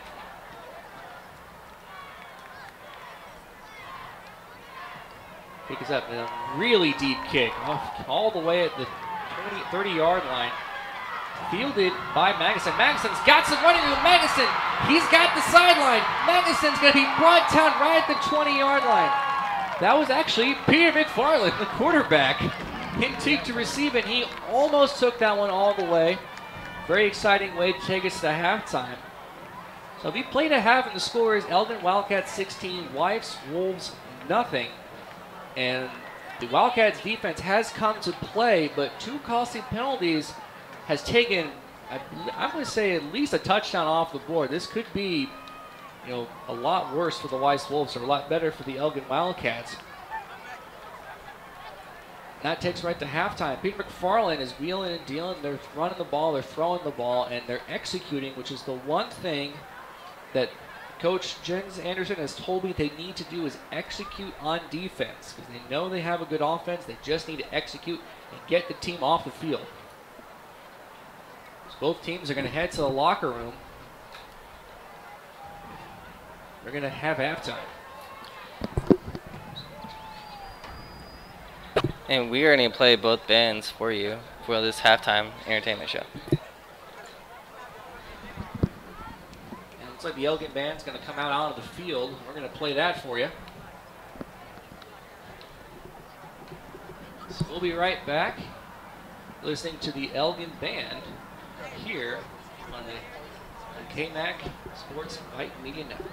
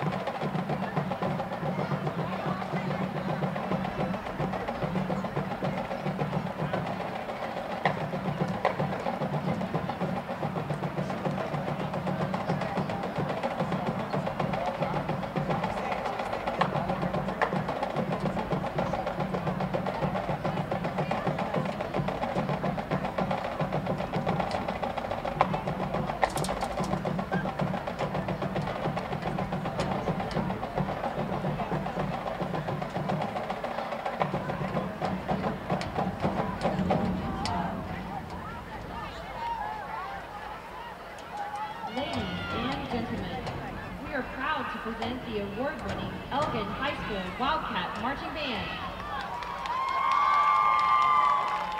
The band is led on the field by drum majors Jessica Kirkpatrick and Jackie Boucher. Band members of the week, as chosen by the directors, are freshman, Saray Green, sophomore, Lisbeth Lopez, junior, Yadira Aguilar, senior, Naomi Elena. Guard member of the week is Jessica Sosa. Section of the week is the Prop Crew. The Wildcat Marching Band is performing the first two selections of their 2018 UIL program entitled Beyond the Clouds. Music arranged by Steve Vento and drill designed by Andy Todd. Drum majors, you may take the field. Take it away, Wildcats.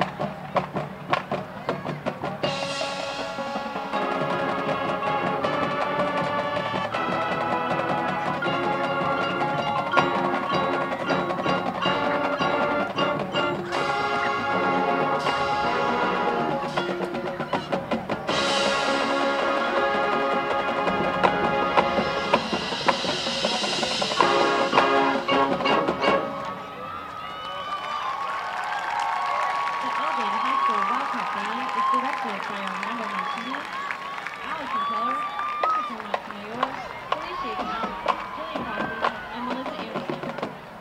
The Wildcat Band will be performing at the Last Time Marching Band Show on Saturday, October 16th at the Bastrop Memorial Stadium at 12:30. Please come and support the Wildcat Band program. The voice of the Wildcat Band is Julian Coffey. Thank you, ladies and gentlemen, and have a wonderful evening.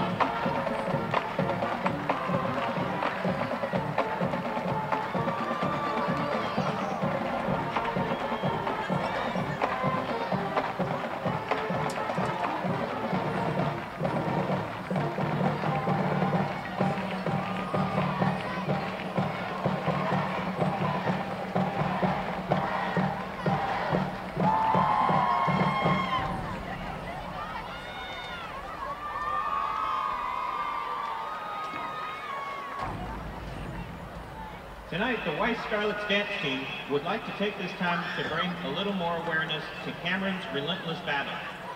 Cameron is a 9-year-old that attends Riojas Elementary who is fighting MDS and aplastic anemia, illnesses that require Cameron to receive a bone marrow transplant. Cameron has been unable to attend school since she was diagnosed at the end of August. Anyone ages 18 to 55 who is interested in becoming a potential donor should go to www.dkms.org to register. It's easy and it's free. Plus, you could save someone's life, someone like Cameron. The Scarlets have truly embraced this cause and started to bring awareness about becoming a bone marrow match and about Cameron's fight. The team designed the shirt to raise funds for Cameron, delivered cookies and signs of encouragement, and offered a prayer circle right outside her window. Tonight, we are lucky enough to have her sister Riley, a Weiss sophomore, and Cameron's dad, Kurt Anderson, who has been with Pflugerville Police Department for over 10 years. They are here to receive a check on behalf of the Weiss Scarlets Booster Club in support of Cameron's relentless battle.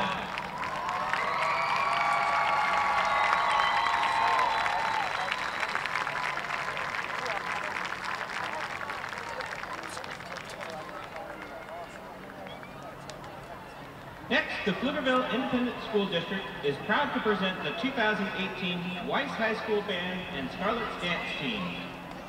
Last weekend, the Weiss Band and Scarlets Dance Team competed at the Vista Ridge Marching Festival. In prelims competition, they won first place, as well as the awards for Outstanding Music and Outstanding Visual. For the first time, the band program advanced to the finals competition, and after an even better finals performance, all right, that was the ELGIN WILDCATS band. We're going to take a quick break. When we come back, we'll recap the first half and bring on the second half. You're listening to ELGIN WILDCATS football here on the KMAX Sports White Media Network.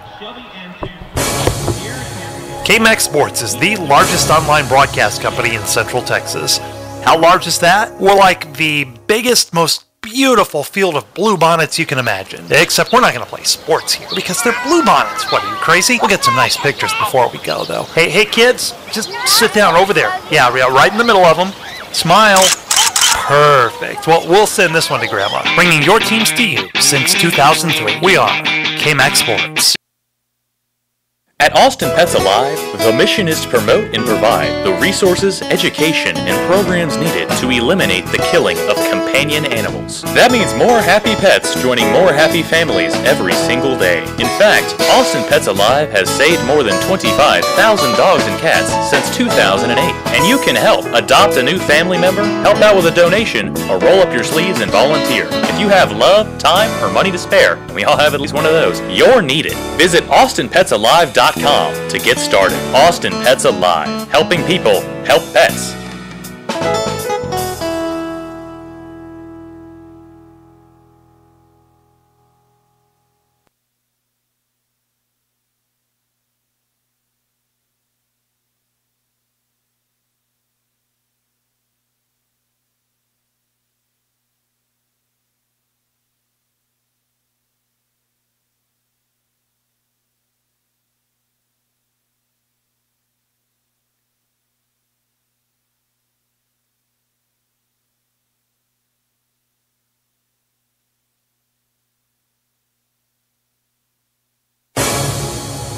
KMAX Sports is the largest online broadcast company in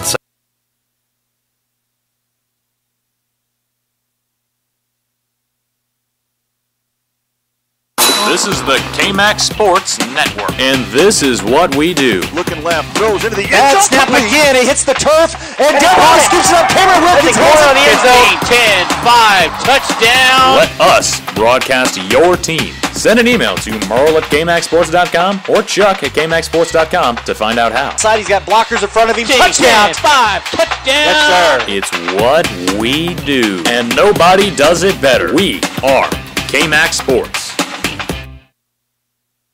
At Austin Pets Alive, the mission is to promote and provide the resources, education, and programs needed to eliminate the killing of companion animals. That means more happy pets joining more happy families every single day. In fact, Austin Pets Alive has saved more than 25,000 dogs and cats since 2008, and you can help. Adopt a new family member, help out with a donation, or roll up your sleeves and volunteer. If you have love, time, or money to spare, and we all have at least one of those, you are needed. Visit AustinPetsAlive.com to get started. Austin Pets Alive, helping people help pets. We hope you're enjoying tonight's broadcast. And while all of us at the KMAX Sports Network are huge football fans, we broadcast more than just football, you know.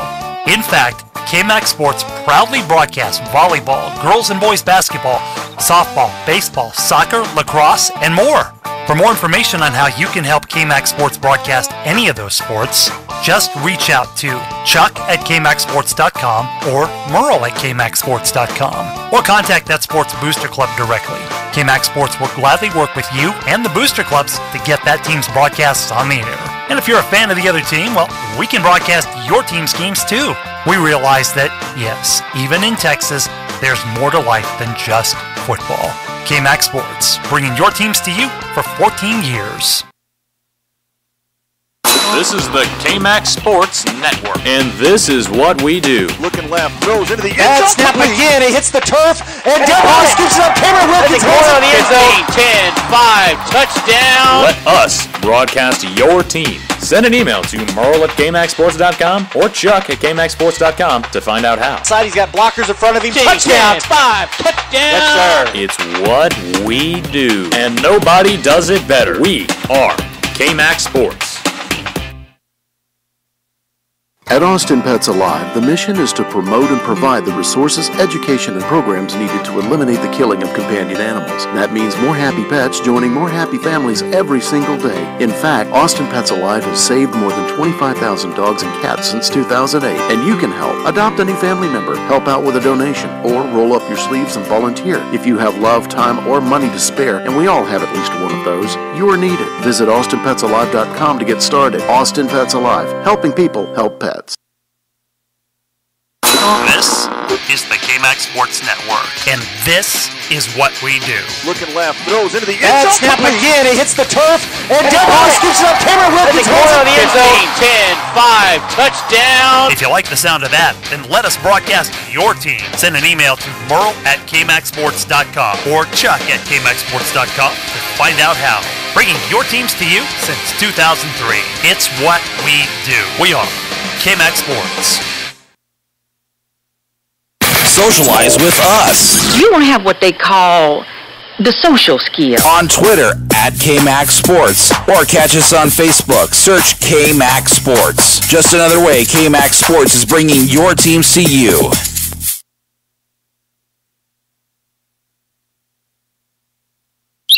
KMAX Sports is on Twitter. Get up-to-date scores and more on your computer and on the go with your smartphone. It's fast and easy. Just follow us at KMAX Sports. This is the KMAX Sports Network. And welcome back to the field. We have the Weiss band out in the field right now. Michael and I, we're going to recap the first half. So, Michael, it seems like there's a lot of missed opportunities for the Wildcats. They are up 16-0, but they've had two penalties, costly penalties that have just driven them way back in the field, and one went on the 20-yard line, an unsportsmanlike conduct penalty, and brings them all the way back to around the 40, and they come away with nothing. They only have two touchdowns here. It feels like they should be up by at least one more score. So, but the defense is holding their own. They're doing a great job. Weiss just cannot get anything going. They've had a lot of bad luck. You know, especially at the end of the first half, the snap going over the punter's head and back in the end zone for a safety. I mean, it's just nothing's going right now for the Weiss Wolves. You know, so searching for that first win, but Wildcats trying to get back to 500. So, what was your take on that first half? Yeah, Brian. Yeah, Elgin Wildcats should definitely be up a little bit more than 6. They definitely should be up a little bit more than 16. I would say they played a little bit conservative there as well. You know, they stopped throwing the pass and did a little more running. And I would have just done to try out something more handling. But at the same time, they got costly penalties. But they got that safety. And that's a lot of things.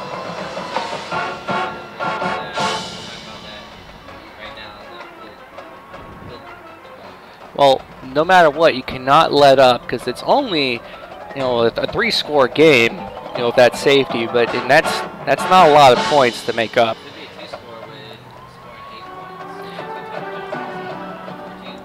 Yeah, could be. So, you know, they just have to keep the foot on the pedal and not let up. I was listening to the Weiss band out in the field right now as the Wildcats are starting to get by their tunnel. They have a bit of a, they bring this thing with them to every game. It's really cool to have this big blow up Elgin Wildcats thing that they blow smoke out of, and all the Wildcats come and they run out of there, and the Wolves have one too. Wildcats is a big helmet, and the Wolves is just kind of a big W. It's also interesting to see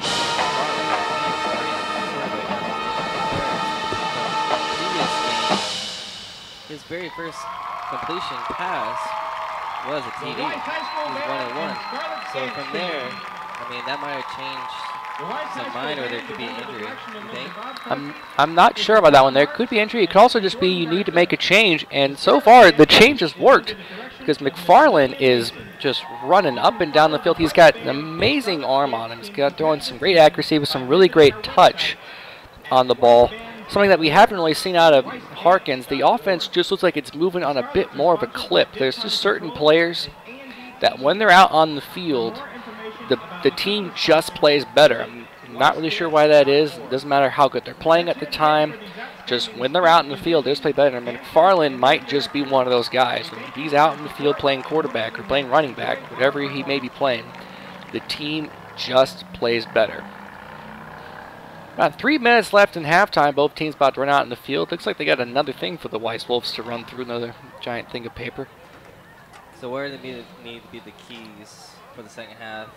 Well, the keys to the second half, if you're the Elgin Wildcats, is just to keep doing what you are doing, because I mean, everything's been working for them so far. I guess the only thing is just to get rid of the penalties, because that's the only thing that's been shooting them in the foot is those costly penalties, you know, the unsportsmanlike conduct penalties, you know, on the kickoffs, you know, and just keep doing what you're doing and just get more points on the board. The defense is doing a great job out there, holding Weiss to, you know, maybe even less than 100 yards. So if you're Weiss, if you're Elgin, all you gotta do is just keep the foot on the pedal. Yeah. So we're gonna take a quick break here. You're listening to the Elgin Wildcats football here on KMAX Sports and Vype. We hope you're enjoying tonight's broadcast. And while all of us at the KMAX Sports Network are huge football fans, we broadcast more than just football, you know. In fact, KMAX Sports proudly broadcasts volleyball, girls and boys basketball, softball, baseball, soccer, lacrosse, and more.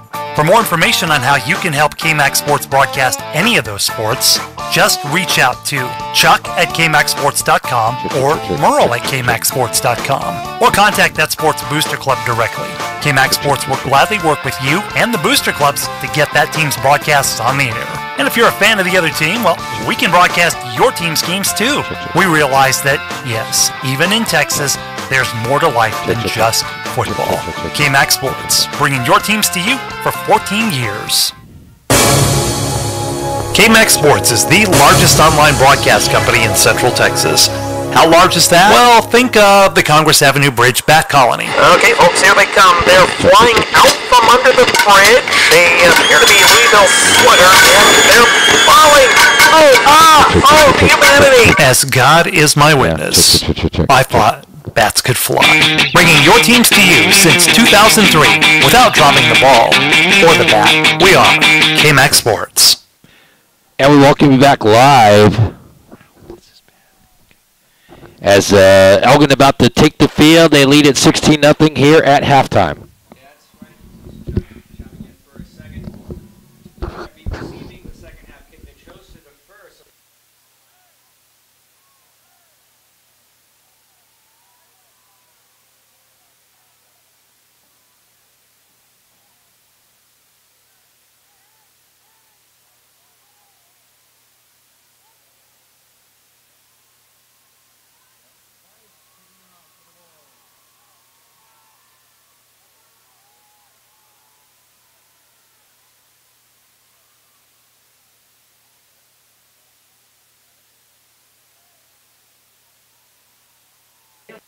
He went down, started right around the end of the first half. Still can't hear out of here, I'm sorry. So, back deep to receive it, number 3, Teron Johnson and Devon Isom. This one might be, that's it, so short, Austin kicked short, fielded at the 30-yard line and just completely leveled right around the 38-yard line. That is Trevor Magnuson. That's where this drive will start. So McFarland in the offense is going to come back out there and hoping to come out here and score. They're going to put the ball on the 39-yard line, actually.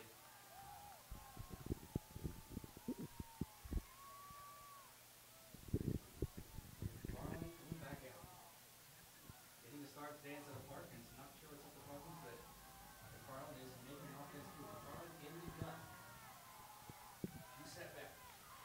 McFarland hands off to Isom. Isom going up the left side. Isom moving, trying to move those legs. He's going to be brought down right around the 46-yard line. It's a gain about 7 yards. Good gain there on first down for the Elgin Wildcats and Trey Isom trying to get him the ball more often. He's got some serious speed.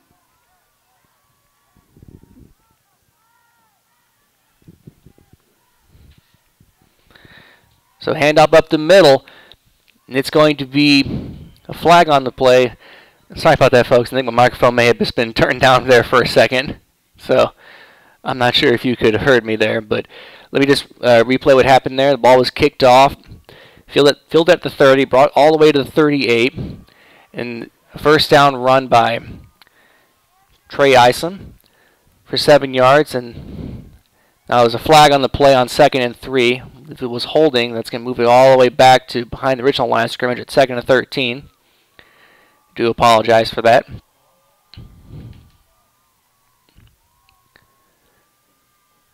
So yeah, 2nd and 13 at the 36-yard line. Drive is starting behind where it originally started. Well, this play is. McFarland once again in the gun. 2 set back. Snap is back. McFarland fakes the handoff to Isom, running on the left side, trying to find some room. He runs right into the Weiss defense, and he's going to still move, still keep moving, but maybe get back to the original line of scrimmage, maybe just a little bit short, and that's about it. So just nothing going there. Peter McFarland was just trying to find some room, little room, we could say. But stone cold, stone line by the Wolves. They're going to call it just around a gain of 1. So last time they had 3rd and long, they ran it in the goal line set, you know, with McFarland under center and threw a deep pass to Dan Gonzalez. Well, he's still not back in. So I believe he should be okay. So McFarland in the gun, 2 receivers to his left. McFarland takes a snap, running to his left, under pressure. Can't find anyone up. He's going to be brought down behind the line of scrimmage by the Weiss Wolves. Looks like that was number 30, Anthony Apodaca. in with the sack. So the first sack for the Weiss Wolves today. And they're going to call offsides on the defense. So bullet dodge there by the Elgin Wildcats. They're going to have another chance to score. And Weiss to score to get the first down. Out of it pretty much for the first half, and you think they come up with something, but yet there's a penalty on the play. But that's a good one for the Elgin Wildcats to keep the play drive alive. Be like 3rd and 6 now at the 43-yard line. I mean, that's just backbreaking for the Weiss Wolves, but you know, kind of a gift. Let's see what the Wildcats can do here. So McFarland in the gun. Almost jumped again was the Weiss Wolves, and the flag was going to be thrown. You might get him here another offsides. Maybe a false start. And I think they're going to call it a false start. And it will be a false start.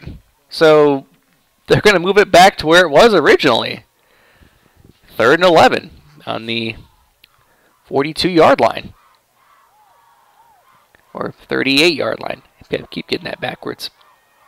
Eventually I'm going to get that right. One of these days. So 3rd and 11 now after the back-to-back penalty. So back where we started. McFarland in the gun. 2 receivers to his right. McFarland looking.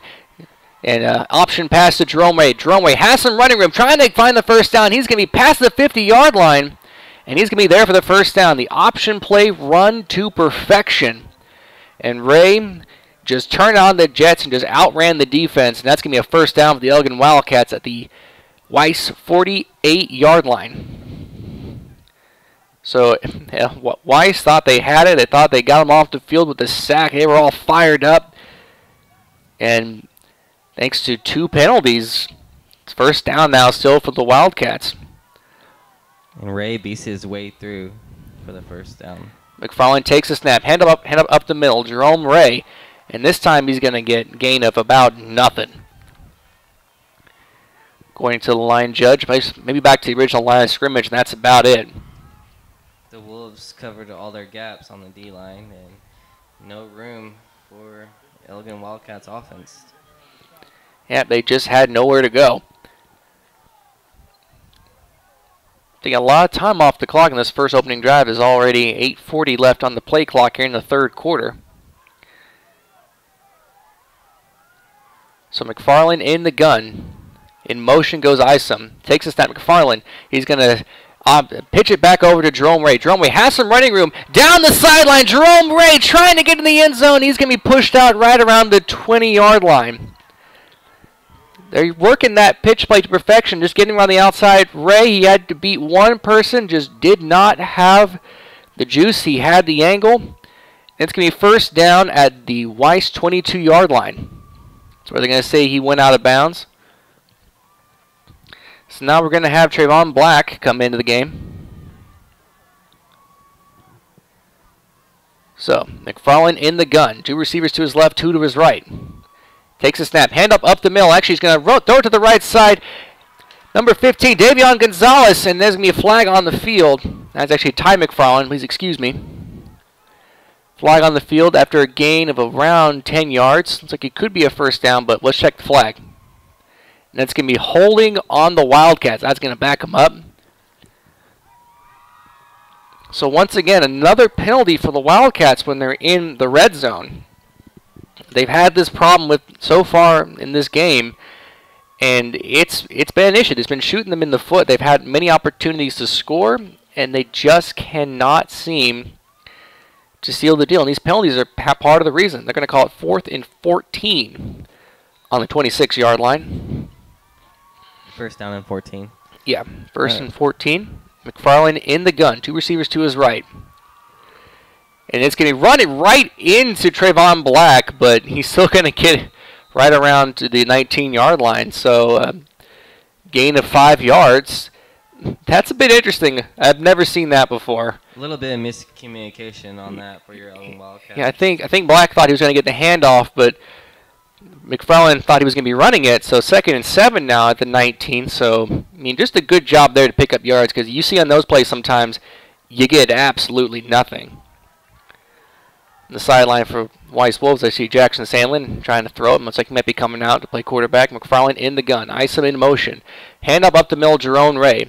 Ray trying to find some room. He's going to be brought down right around the 16-yard line. Gain of about 3 yards. That will bring up 3rd down.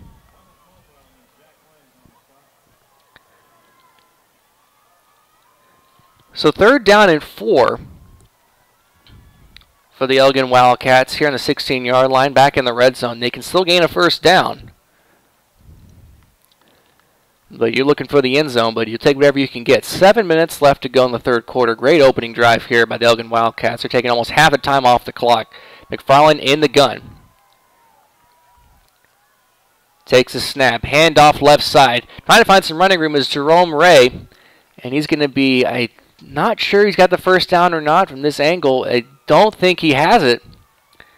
And it's going to be just short of the 1st down. Jerome Ray thought he had it.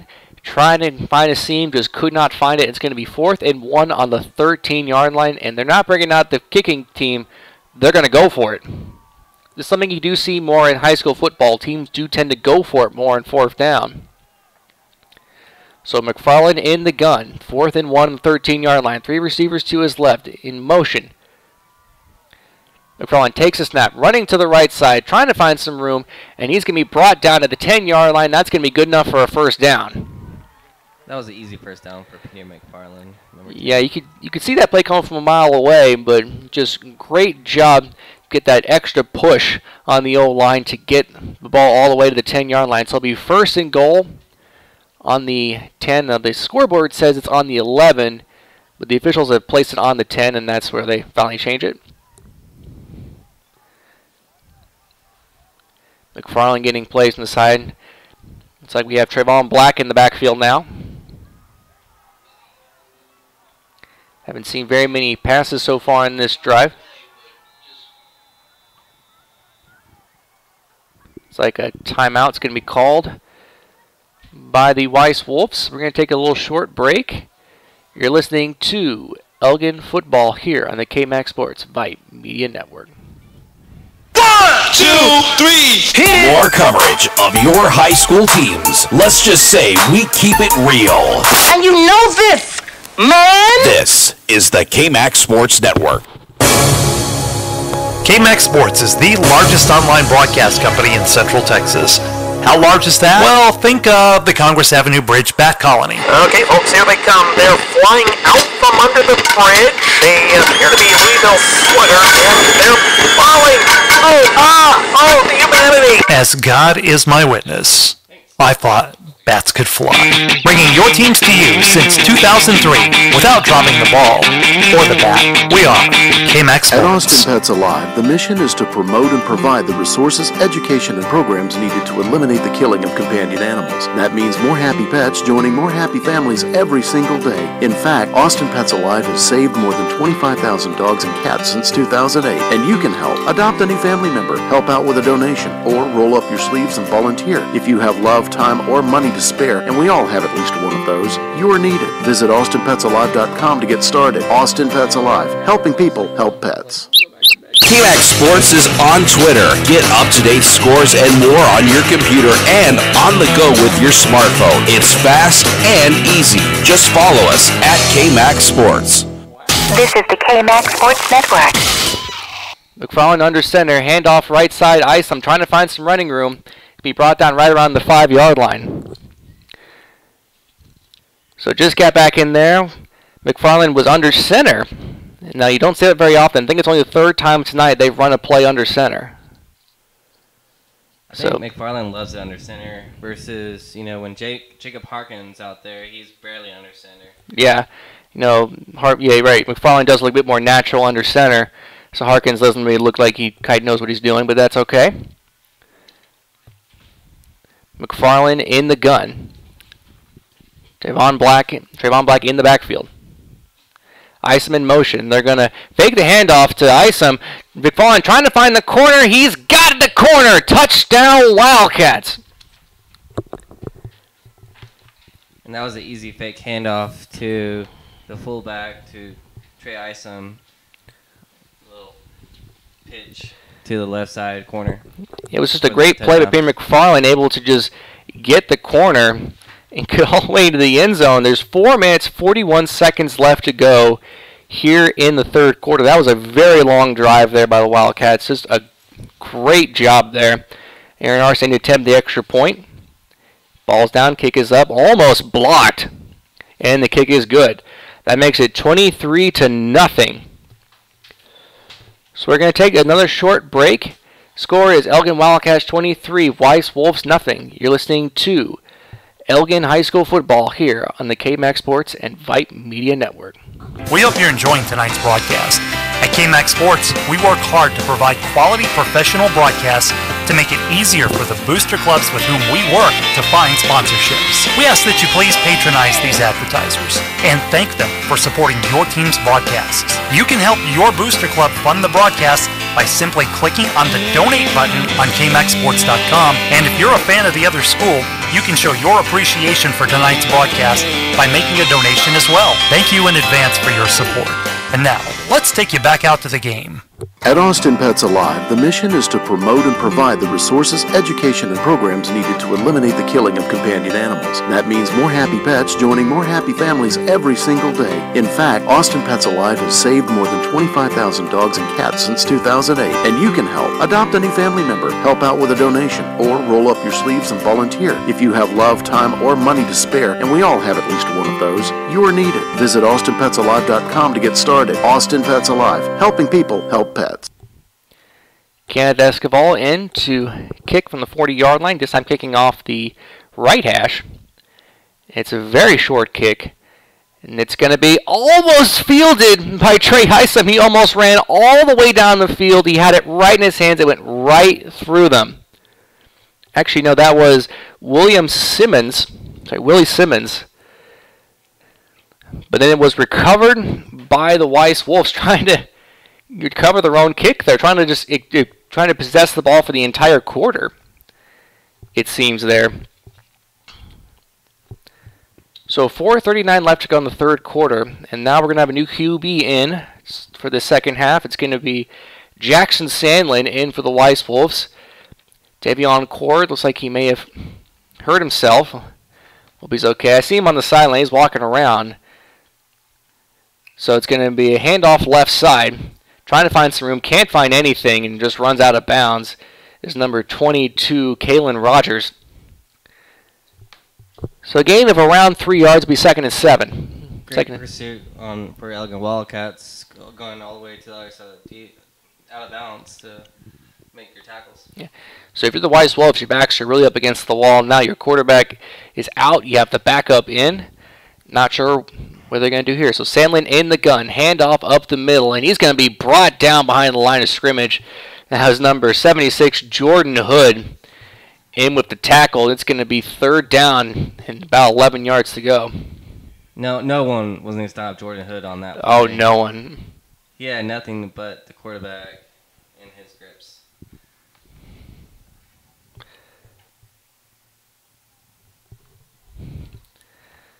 I do apologize. Our crowd mic just got taken away from us, so you just get me hearing us so far, but that is all right. So here, 4 minutes left to go, 3rd and 11. Sandlin has the snap, throws it left side, and open was one of the Weiss wide receivers. I'm sorry, just cannot see his number, but just a little bit underthrown. Hit him in the hands, but just not enough. Now it's going to bring up 4th down. And that was great pressure by Odie Hens on that play. He nearly could have been a sack if the quarterback held it on a little bit longer. He could have been. He got rid of it just in time. So 3:52 left to go in the third quarter. Ball's down. The kick is up. And a pretty good kick. It's going to be fielded at the 28-yard line. Trey Isom, 25-yard line, excuse me. Isom trying to find some running room. Reverses his field. And he's going to be brought down right around the 32-yard line. So that's going to bring back out Peter McFarland in this Elgin offense. Elgin offense last drive, they just came out and they held on to the ball for so long. I mean, they almost took the entire quarter to score that on that touchdown drive. I mean, just a clinic in ball control, clock management, just great job there. And they lead this game 23-0. And Brian, I love seeing the offense just killing a bunch of clock, especially when you have the lead up. Definitely. Almost going to fourth quarter. It's definitely what your coach wants out of you, out of the offense. McFarland in the gun. Isom in motion is going to be handoff left side. Jerome Ray. Ray trying to find some running room, moving the pile, and he's going to be brought down right around the 42-yard line. Great shot by Jerome Ray. Just able to keep moving and that Elgin Wildcats offense. And Ray is down. So it looks like he's okay, just kind of rolling around a little bit. So we're going to take a quick break here while they tend to Jerome Ray. You're listening to Elgin High School football here in the KMAX Sports and Vype Media Network.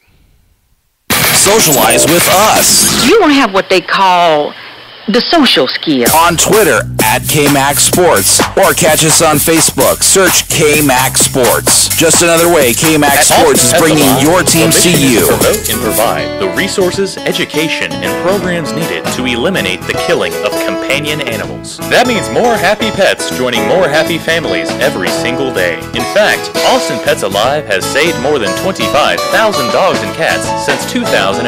And you can help. Adopt a new family member, help out with a donation, or roll up your sleeves and volunteer. If you have love, time, or money to spare, and we all have at least one of those, you're needed. Visit AustinPetsAlive.com to get started. Austin Pets Alive, helping people help pets. This is the KMAX Sports Network, and this is what we do. Looking left, throws into the end Bad zone. snap again. He hits the turf, and Delmar scoops it up. Cameron Wilkins holds it. on the end zone. 10-5, touchdown. If you like the sound of that, then let us broadcast your team. Send an email to merle@kmaxsports.com or chuck@kmaxsports.com to find out how.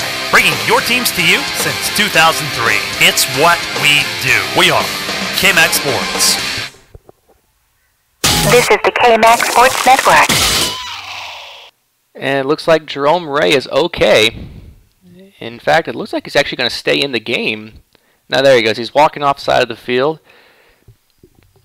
Kind of nursing that right leg, but he is okay. He's walking up under his own power, so that's good. It's good to see that. Jerome Ray, a very big part of this, Elgin offense. Well, if anything, that'll bring up Trevon Black. He will now be in the backfield. So McFarland in the gun. 2 set back.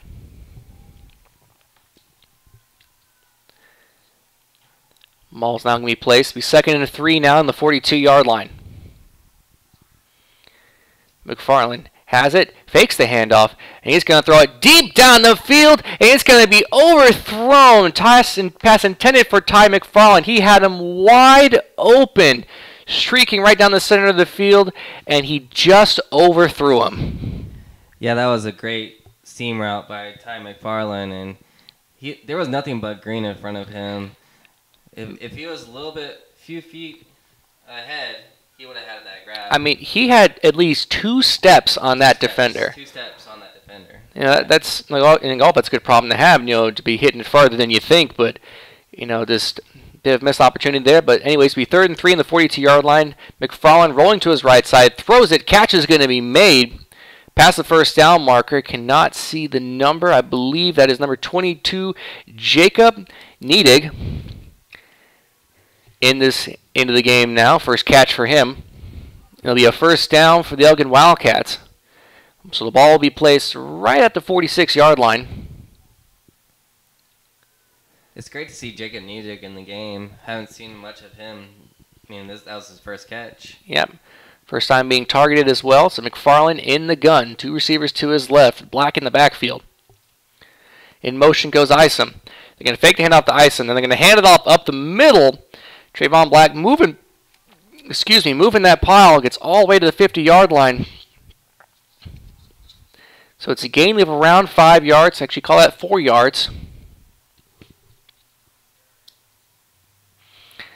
And so they'll be 2nd, and I believe 5. Or actually 6.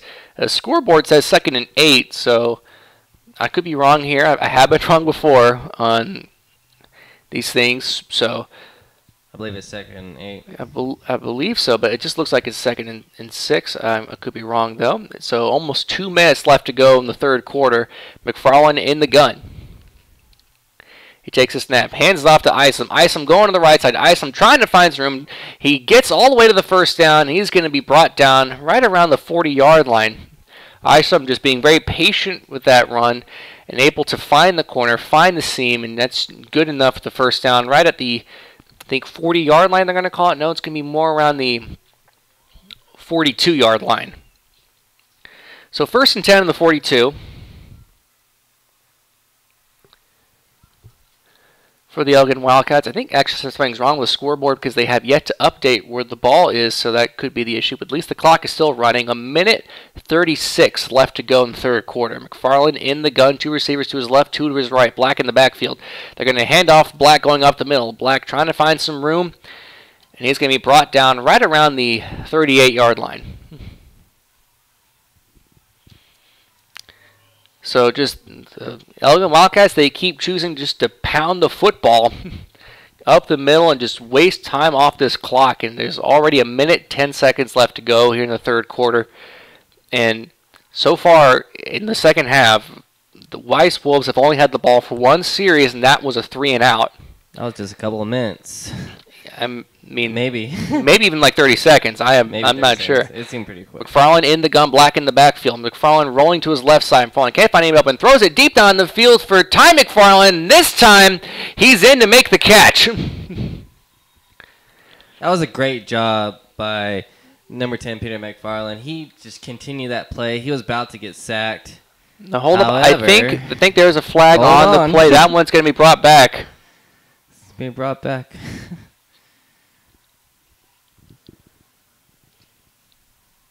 I did not actually quite pick up the flag, but I did see McFarland as soon as he made the catch. He turned on. It's going to be holding on the offense. That's going to bring that back. That was a great play there, but just can be brought back. So once again, Elgin Wildcats, penalties. They're just shooting themselves in the foot right now. So 2nd and 16, ball on the Elgin on the Weiss 48-yard line. McFarland to McFarland, that time able to make the catch. And I just want to point out that McFarland did a great job down the field of recognizing where the ball was going to be and stopping and turning around and make that catch. So 2nd and 16, ball on the 48-yard line. McFarland in the gun. Iceman motion, hand up the middle, Black, big hole up the middle. Black all the way down to the 37-yard line. Black almost has the first down. It's getting around 3rd and 1. It's a great job there by Black, and it's a great job by the Elgin offense, by the offensive line up front to create holes and, excuse me, I can't find the words right now, and that's going to end the third quarter. So the Elgin Wildcats this entire third quarter have had the ball for all but 1 series, and Weiss had it for all but a 3-and-out. We've played 3 in our score after 3 quarters. Elgin Wildcats 23, the Weiss Wolves nothing. We're going to take a quick break here. You're listening to Elgin Football here on the KMAX Sports and Vype Media Network.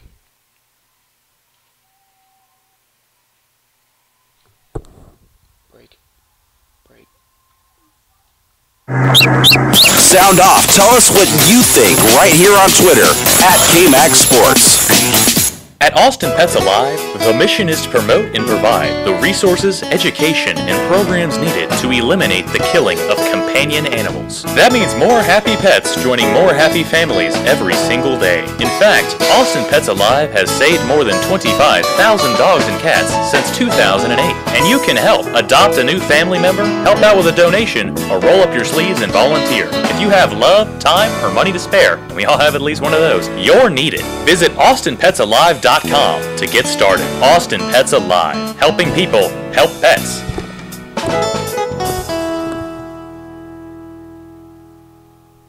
Socialize with us. You don't have what they call the social skill. On Twitter at KMAX Sports, or catch us on Facebook. McFarland in the gun, fakes the hand up the middle. McFarland can't find any room. This time it's being brought down right on the 35-yard line. So that time, McFarland tried to take his own number. And I think for the first time this entire half, no gain by the Wildcats. Actually going to lose 2 yards, so it's going to be 4th and 3. The 4-yard line, and being aggressive still. I mean, this is a pretty good side of the field to go for it on for the Elgin Wildcats. The ball on their own 30 on the Weiss 35. So McFarland in the gun. 2 receivers to his left. McFarland takes a snap, rolling to his left side. Can't find anyone open. Now he's going to throw it deep down the field, and it's actually going to be thrown away. So that's going to be the first turnover on downs by either team tonight. So the Weiss Wolves are going to take over at their own 35-yard line. So the last drive for the Weiss Wolves was nothing. They went 3 and out. I don't think they even maybe gained a yard of offense, and this is only their second series of the half so far. Interesting decision by the Wildcats for going for that 4th down. Just it was a good spot in the field, so it's like we have Sandlin in the gun. Sandlin's going to take his own number, trying to find some room. This time has room. He's going to be brought down after a 5-yard gain all the way to the Weiss 40-yard line. So if you're, Weiss, you're just trying to get something, anything going here. You don't want to be shut out. They were shut out last game. Actually, they didn't even score a touchdown last game. They only scored a field goal. So this young program, they're just trying to get the ball in the end zone any way they can. 2nd and 5 now in the Weiss 40. Sandlin in the gun, and that's going to be... Snap is going to be jumped, I believe. Flag is thrown. It could be a false start. Let's check the penalty.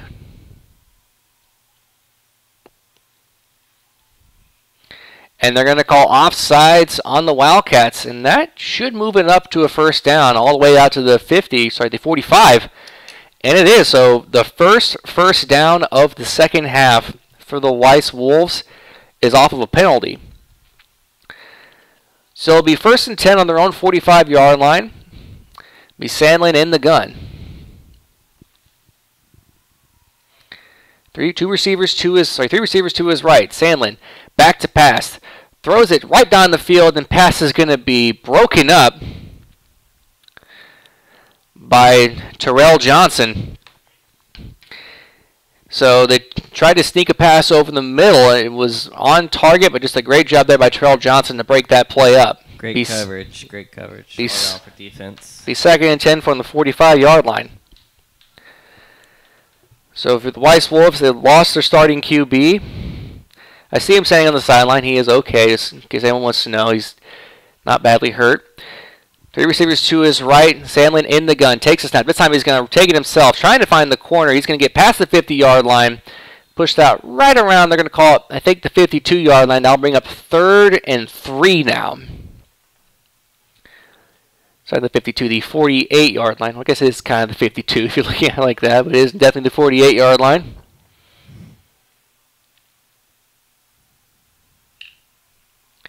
So, 3rd and 3 now, 48. 10 minutes left to go in this ball game. Sandlin in the gun. 3 receivers to his left, 2 to his right.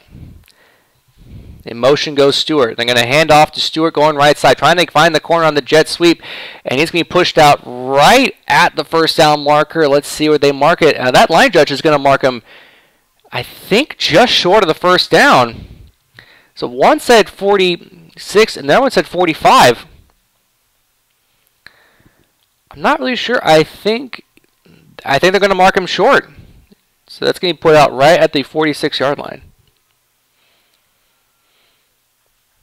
Yeah, so it's going to be 4th and 1 at the 46. Stewart just could not find the corner. Stuart Miller, that is, on the jet sweep. So 4th down now. First snap inside the opponent's territory. Sandlin in the gun, trying to find room up the middle. And he's going to be, I think they're going to stop him just short of the 1st down. Let's see where they spot this one. I don't think he got it, and they're signaling it's Wildcat football. They stuffed him on 4th down and 1. That's just a great job by Elgin Wildcats defense. Bring the stone wall blitz all around because there's only 1 yard to gain, and there's not much going on for your Wolves. So you're not going to see a pass or anything. So, great play by Elgin Wildcats defense. It definitely was a great play there. The Wildcats defense has really stepped up. They gave up 50 points last week to the Marble Falls Mustangs. So it is just great to see them, play this great defense. They put a goose egg up on the board so far for the Weiss Wolves. Now McFarland back in the game in the gun. 3 receivers to his right. McFarland takes the snap. Hand up the middle. Trayvon Black. He's going to find nothing. Maybe even lose a couple yards. I'm going to call forward progress all the way back to the original line of scrimmage. That's about it. It'll be 2nd and 10 at the 46. So Jerome Ray is out. You also have lost Daniel Gonzalez. I can see him on the sideline, though, so they're okay. Both walked off under their own power. So Trayvon Black now getting an opportunity here to throw the ball, to run the ball. Yeah, Trayvon Black, he's known to come in during the second half, so this is nothing new for him. This is true, yep. In the gun, McFarland. 2 receivers to his right. McFarland takes the snap, hand up the middle to Trayvon Black. This time has some running room, and he's going to be brought down in Weiss territory at the 48-yard line. It'll be 3rd down now. So I know both teams are kind of just going back and forth around this side of the field. 3rd down and 3. 3 more yards to go for the first. Yeah, a very short 3rd down. Let's see what the Elgin Wildcats do here. They're probably going to do a read option play, I would think.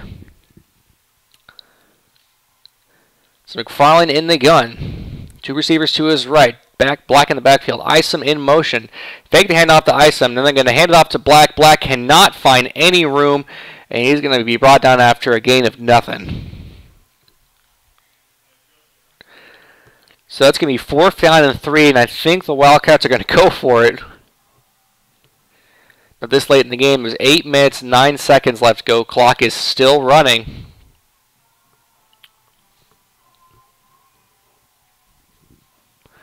So McFarland's going to be taking a snap under center. Trying to draw him off sides with a hard count. We have that goal line type formation. Yep, everyone's just bunched up in the middle. I think they're just going to have the play clock run way down, and they did. Timeout's going to be called by the Elgin Wildcats. So they're just trying to draw them off sides. So 7:43 left to go. We're going to take a little quick break. The score is Elgin Wildcats 23, Weiss Wolves nothing. You're listening to Elgin Wildcats football here in the KMAX Sports Vype Media Network. We hope you're enjoying tonight's broadcast.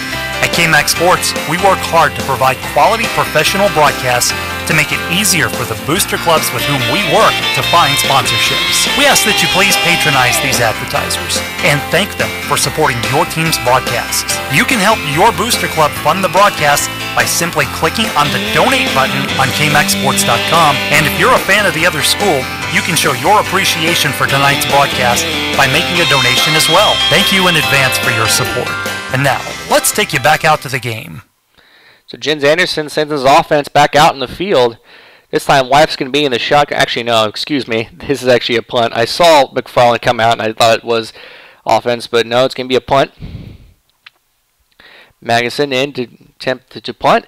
Good punt. Nice little line drive kick. Takes a nice Elgin hop, and it's going to be downed inside the 15-yard line. So great kick there by Trevor Magnuson. So this drive for the Weiss Wolves is going to start at, they're going to call it just a little bit behind the 15-yard line. So Wildcats are trying to hopefully keep that goose egg up on the board after giving up 50 points last week. They did win last week, but it'd be a great way to come back into 500. Yeah, the last few games they have given up quite a bit of points. Yeah, it's like 60 points and then 50 points is great to fill up a goose egg. So Sandlin takes a snap, running to the right side. Can't find any room to run. He's getting brought down. Maybe after a gain of 1 yard, they're going to call it. So it's going to be 2nd and 9 from the 16-yard line. Yeah, I just love how Elgin Wildcats are still storming to the football. Yeah, they're just definitely swarming. They're not giving them any room to run. They're just providing pressure all night. It's been really great to see. So we have Sandlin in the gun. Takes a snap. Looking to his right side. Can't find anyone open. Now he's scrambling. He's going to throw it over the middle, and it's going to be overthrown. Pass intended for Stuart Miller. Almost intercepted by the Elgin Wildcats. Good job there to keep the play alive by Sandlin, but just could not find anyone open. Sandlin threw it in dangerous territory. They had 3 Wildcats right there in that same area, same bunch. It could have been a pick 6 almost. Definitely could have been. So 3rd and 9 now from the 16-yard line. Sandlin in the gun. Takes the snap. Back to pass. Under pressure. Throws it over the middle. Catch is made. He's got a lot of wide open space to run. And this time he's going to be brought down right around the 48-yard line. They set up the screen to perfection there. Actually, you could see the defensive line for the Wildcats. They got behind the line of scrimmage and then stopped dead in their tracks when they realized what was about to happen. But there was nothing they could do. Elgin Wildcats brought the blitz on that one, and they ran the screen to perfection. Saw that out. So 1st down for the Weiss Wolves, the biggest game in the second half. Ball will be on their own 40-yard line. Sandlin in the gun, back to pass, looking to his right side, throws it deep down the field. Shrieking is going to be number 11, Eric Whitley, but unable to make the catch. So good job there. Another thing about the Elgin Wildcat defense, they've done a great job today is they've not left anyone open. They've just been, they've been really shut down. There's been nowhere from the throw. That may have been the best opportunity the Weiss Wolves have had, and just great coverage there by Devon Isom. Yeah. Great coverage. You would think James Anderson is proud of this defense. Yep. Sandlin taking the ball right side, trying to find some running room. He has some room. He's going to be brought down right around the 46-yard line. So, yeah, you got to be proud of this defense because I talked to him, and he's just been preaching nonstop about just trying to get, just execute on defense and execute on offense, but defense especially because they've been having such difficulty getting that down. So it'll be 3rd and 4 now from the 46-yard line of the Weiss Wolves. 5 minutes, 50 seconds left to go in the ball game. Wildcats up 23-0. Sandlin takes a snap, handoff up the middle. Actually, he's going to hold it onto himself. He's going to be brought down right back to the line of scrimmage, and that's it. The 3rd, 4th, and 4 now. So right around this end of the field, once again, it's 4th down. So it's just been bouncing back and forth around this one end of the field, right around like the 50 and the 30. That's where the ball has been every time they turn it over. And this time, they're not going to go for it. Reed Ryland's going to come in to punt. Back deep to receive it is Trey Isom. Isom's right around the 25-yard line. Still going back right around the, let's call it 21. Ryland, kick is up. Isom, and he's going to receive it at the 25-yard line with a full head of steam, trying to find room, breaks one tackle, spins around another one. He's still on his feet. He's going to be brought down right around the 39-yard line. Isom almost broke that one all the way. He had one more man to beat, but brought down right at the 39. So 4:52 left to go in the ball game. Score is Wildcats 28, the Weiss Wolves nothing. So we're going to take just a little short break. You're listening to Elgin Wildcats football here in the KMAX Sports and Vype Media Network. 1, 2, 3, hit! More coverage of your high school teams. Let's just say we keep it real. And you know this, man! This is the KMAX Sports Network. This is the KMAX Sports Network. So Peter McFarland back out to lead the Elgin Wildcat offense. 4:52 left to go in the game. In the gun, 3 receivers to his right. Takes the snap, hands off Black up middle. Black has some running room. Black, big hole. He's going to be brought down past the 50, right at the 49-yard line. Black, once again, every single time he finds some daylight, he has the chance to take it all the way. He's got some great speed on him. So 4:40 left to go in the game now. Beard McFarland getting placed on the sideline. Trayvon Black in the backfield. And he's also a backup. So for even have a backup like Trayvon Black. Oh yeah, definitely. So once again, handoff Black up the middle. Black trying to find some room. Brought down right around the 44-yard line. So right now, it's just ground and pound right now, and looks like Jerome Ray is going to come back out in the field. Look at that. You saw him kind of limp off the field a little bit, and now he's going to come back out. That's great to see. It's great to see Jerome Ray. To see that. Yeah. That's great. healthy. You know, he's one of your better running backs. You don't want to see him get hurt, so that's great for Jerome Ray. I think they're probably going to hand it off to him now, or it could be a fake. Not entirely sure. McFarland in the gun, 2 receivers to his right, 1 to his left. And it is going to be a fake handoff to Ray. Pass right side to Isom. Isom trying to find room. He's getting brought down past the first down marker at the 38-yard line. So they fake the handoff to Jerome Ray and throw it to Isom in the flat, and it's good enough for a first down. This is a great pitch and catch by Trey Isom. Yeah, just trying to keep the chains. His normal thing. Trying to keep the chains moving, trying to keep the clock running. Jerome Ray still in the backfield. Getting plays from the sideline, Peter McFarland. McFarland in the gun, 2 receivers to his right. Jerome Ray in the backfield. In motion goes Isom. They're going to hand up the middle, Jerome Ray. Jerome Ray trying to find running movement. He steps over a Weiss defender. Weiss defender fell down trying to tackle him, and he jumped over him. It's a little bit of a jump. And it looks like we have a Weiss player down right around the 30-yard line, so we're going to take a short break here. You're listening to Elgin Wildcats football here on the KMAX Sports Vype Media Network. Sound off. Tell us what you think right here on Twitter at KMAX Sports. This is the KMAX Sports Network, and this is what we do. Looking left, throws into the end Bad zone. snap again. He hits the turf, and Denhoff scoops it up. Cameron Wilkins holds it. The end zone. 10, 5, touchdown. If you like the sound of that, then let us broadcast your team. Send an email to merle@kmaxsports.com or chuck@kmaxsports.com to find out how. Bringing your teams to you since 2003. It's what we do. We are KMAX Sports. We hope you're enjoying tonight's broadcast. And while all of us at the KMAX Sports Network are huge football fans, we broadcast more than just football, you know. In fact, KMAX Sports proudly broadcasts volleyball, girls and boys basketball, softball, baseball, soccer, lacrosse, and more. For more information on how you can help KMAX Sports broadcast any of those sports, just reach out to chuck@kmaxsports.com or merle@kmaxsports.com or contact that sports booster club directly. KMAX Sports will gladly work with you and the booster clubs to get that team's broadcasts on the air. And if you're a fan of the other team, well, we can broadcast your team's games too. We realize that, yes, even in Texas, there's more to life than just football. KMAX Sports, bringing your teams to you for 14 years. So Zach Lenz for the Weiss Wolves walks out of the field under his own power. He is okay. Could see probably may have just gotten his bell rung a little bit. So 2nd and 2 from the Elgin 29-yard line. McFarland in the gun. Looks like Black in the backfield. Isom in motion. They're going to hand up the middle. Actually, that's Jerome Ray, and he's going to be stuffed at the line of scrimmage for a gain of nothing.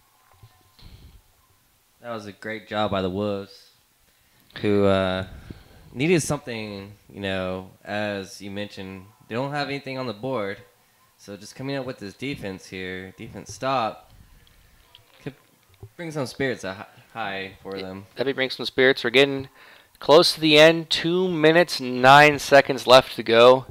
Wildcats still have the football. They can get a first down here. They probably can just run out the clock. That's probably what they're trying to do. So you may just see them go for it on 4th down, depending on how short they are. So Jerome Ray gets the pitch right side, trying to find room. He's going to be stumbling forward after a gain of 1 yard. Tried to find it. He's going to be stopped just 1 yard short of the first down. It'll be 4th and 1 with 1:40 left to go in this game. And I'm pretty sure you're probably going to see the Elgin offense stay out in the field, try to get the first down. They can just run out the clock after that. Yeah, I don't know the distance in the kicker's leg at this point. But well, at this at this point, there's really no reason to kick one. To gain points. Anyway. Yeah, I mean, really, you wouldn't really be gaining anything. So McFarland's going to take this snap under center. He's going to take it himself on a QB sneak, pushing forward. He's going to have the first down, according to that line judge. Let's see what they rule. Let's see what they down him. Haven't seen him make a move yet, and it's going to be a first down for the Elgin Wildcats. What you'll gain is a victory formation coming up here shortly. Yeah, it's like we're going to see victory formation come out. So 1 minute and 6 seconds left to go, and yeah, that's what we're going to see. Well, overall, great job. Both parts of the football team for the Elgin Wildcats. Excellent. Yeah, they played well both sides of the football. Sides. And it looks like someone from the Weiss Wolves may have hopped the line there. And we're getting a little bit of some, I think maybe some jawing back and forth. I'm not sure. The clock has stopped, so I think there was a penalty flag on the play, either that or a timeout called by the Wolves. I don't know what's going on, but that's not good for either side because it looked like it looked the like Wolves started pushing Elgin Wildcats and started some confrontation. Yeah, definitely. So not 100% sure, but the clock has started to run and it stopped again at 48 seconds. So a bit of confusion now in the field, but now all the officials are getting around. And this is just trying to set up victory formation here. You know, now the clock begins to run. All Wildcats are trying to do is just down the clock and, you know, in this game. I think the refs were just thinking that too. Yeah, probably. Like, should we just end it? Yeah, trying to figure out what's going on. So 34 seconds left. I'm gonna let the clock run all the way down. Play clock at 5. He takes a snap, takes a knee, and I believe that should do it. I think the play clock at this point is bigger than the game clock, and that will do it. The Elgin Wildcats come into Pflugerville at the field and take down the Weiss Wolves 23 to nothing. The defense putting up a goose egg after giving up 50 points last week in a victory against Marble Falls in Marble Falls. They come all the way out to Pflugerville, take down the Weiss Wolves, and it's a complete shutdown. Just a fantastic defensive performance by the Elgin Wildcats, and a great job on offense in the second half. Just great good ball control drives, taking a lot of time off the clock, and a great job by Peter McFarland stepping in for Jacob Harkins. He had some great throws down the field, and he was very accurate, had a great touch to him, as well as able to just run the football incredibly well. He ran that offense as good as you could have run it for the situation that he was in. So for the Wildcats, they go back to 3-3. They are at 500 for the season after being all the way 1-3. Now they're 2-3. They've won 2 in a row now. The Weiss Wolves still winless in their first season. But that looks to change. They do have a lot of good talent on that team. So, you know, before we sign off here, you have any things you want to add to the game, Michael? Anything that you saw that stuck out to you? Yes, what stood up to me was there was no turnovers, were there? There was a couple. There was that one turnover with the fumble, but that was turned back over to the Wildcats. So depending on how you want to look at that. Well, I'm talking about on the Wildcat side. Wildcats, definitely. There was no turnovers. There was that one turnover on downs, but other than that, it was a pretty clean game of football played by the Wildcats. So I thought Wildcats stood their ground throughout most of the game, especially defense and offense. Didn't really have any errors, and great job on getting that safety for that punt. Yeah, I mean, snap going over their head, just a great job there, because I didn't know what they were calling a timeout for. Got to take all the points that you can. I guess you can, but and just going to halftime with that alone, I feel like Wildcats had the game this whole time. Nothing stopped that. There was a couple of drives by the Wolves that, you know, we saw some life, but in the end, it was all Wildcats. Yeah, it was all Wildcats. The defense really stood out today. So a lot of momentum going into next week back at Elgin. And where we face Brenham. Who are we playing again? Brenham. We're playing Brenham back outside of College Station. Yeah, back at home. So from all of us here at KMAX Sports, I'd like to thank, as our QA, was it Rosa Vega? Rosa. My partner, Michael, my producer. And Chuck Licata, Merle the Pearl Bertrand for getting this all put together. And as always, a special shout out to my mom, Murphy and Shelley Reed. I say this every time. It is an absolute treat to get to call these games for you, and I always appreciate you getting me this situation in. And also special shout out to the Elgin Wildcats. I thank you so much for letting me call your football games. It's an absolute dream come true, so thank you very much. So this is Brian Reed, KMAX Sports Vype Media Network, and we had time.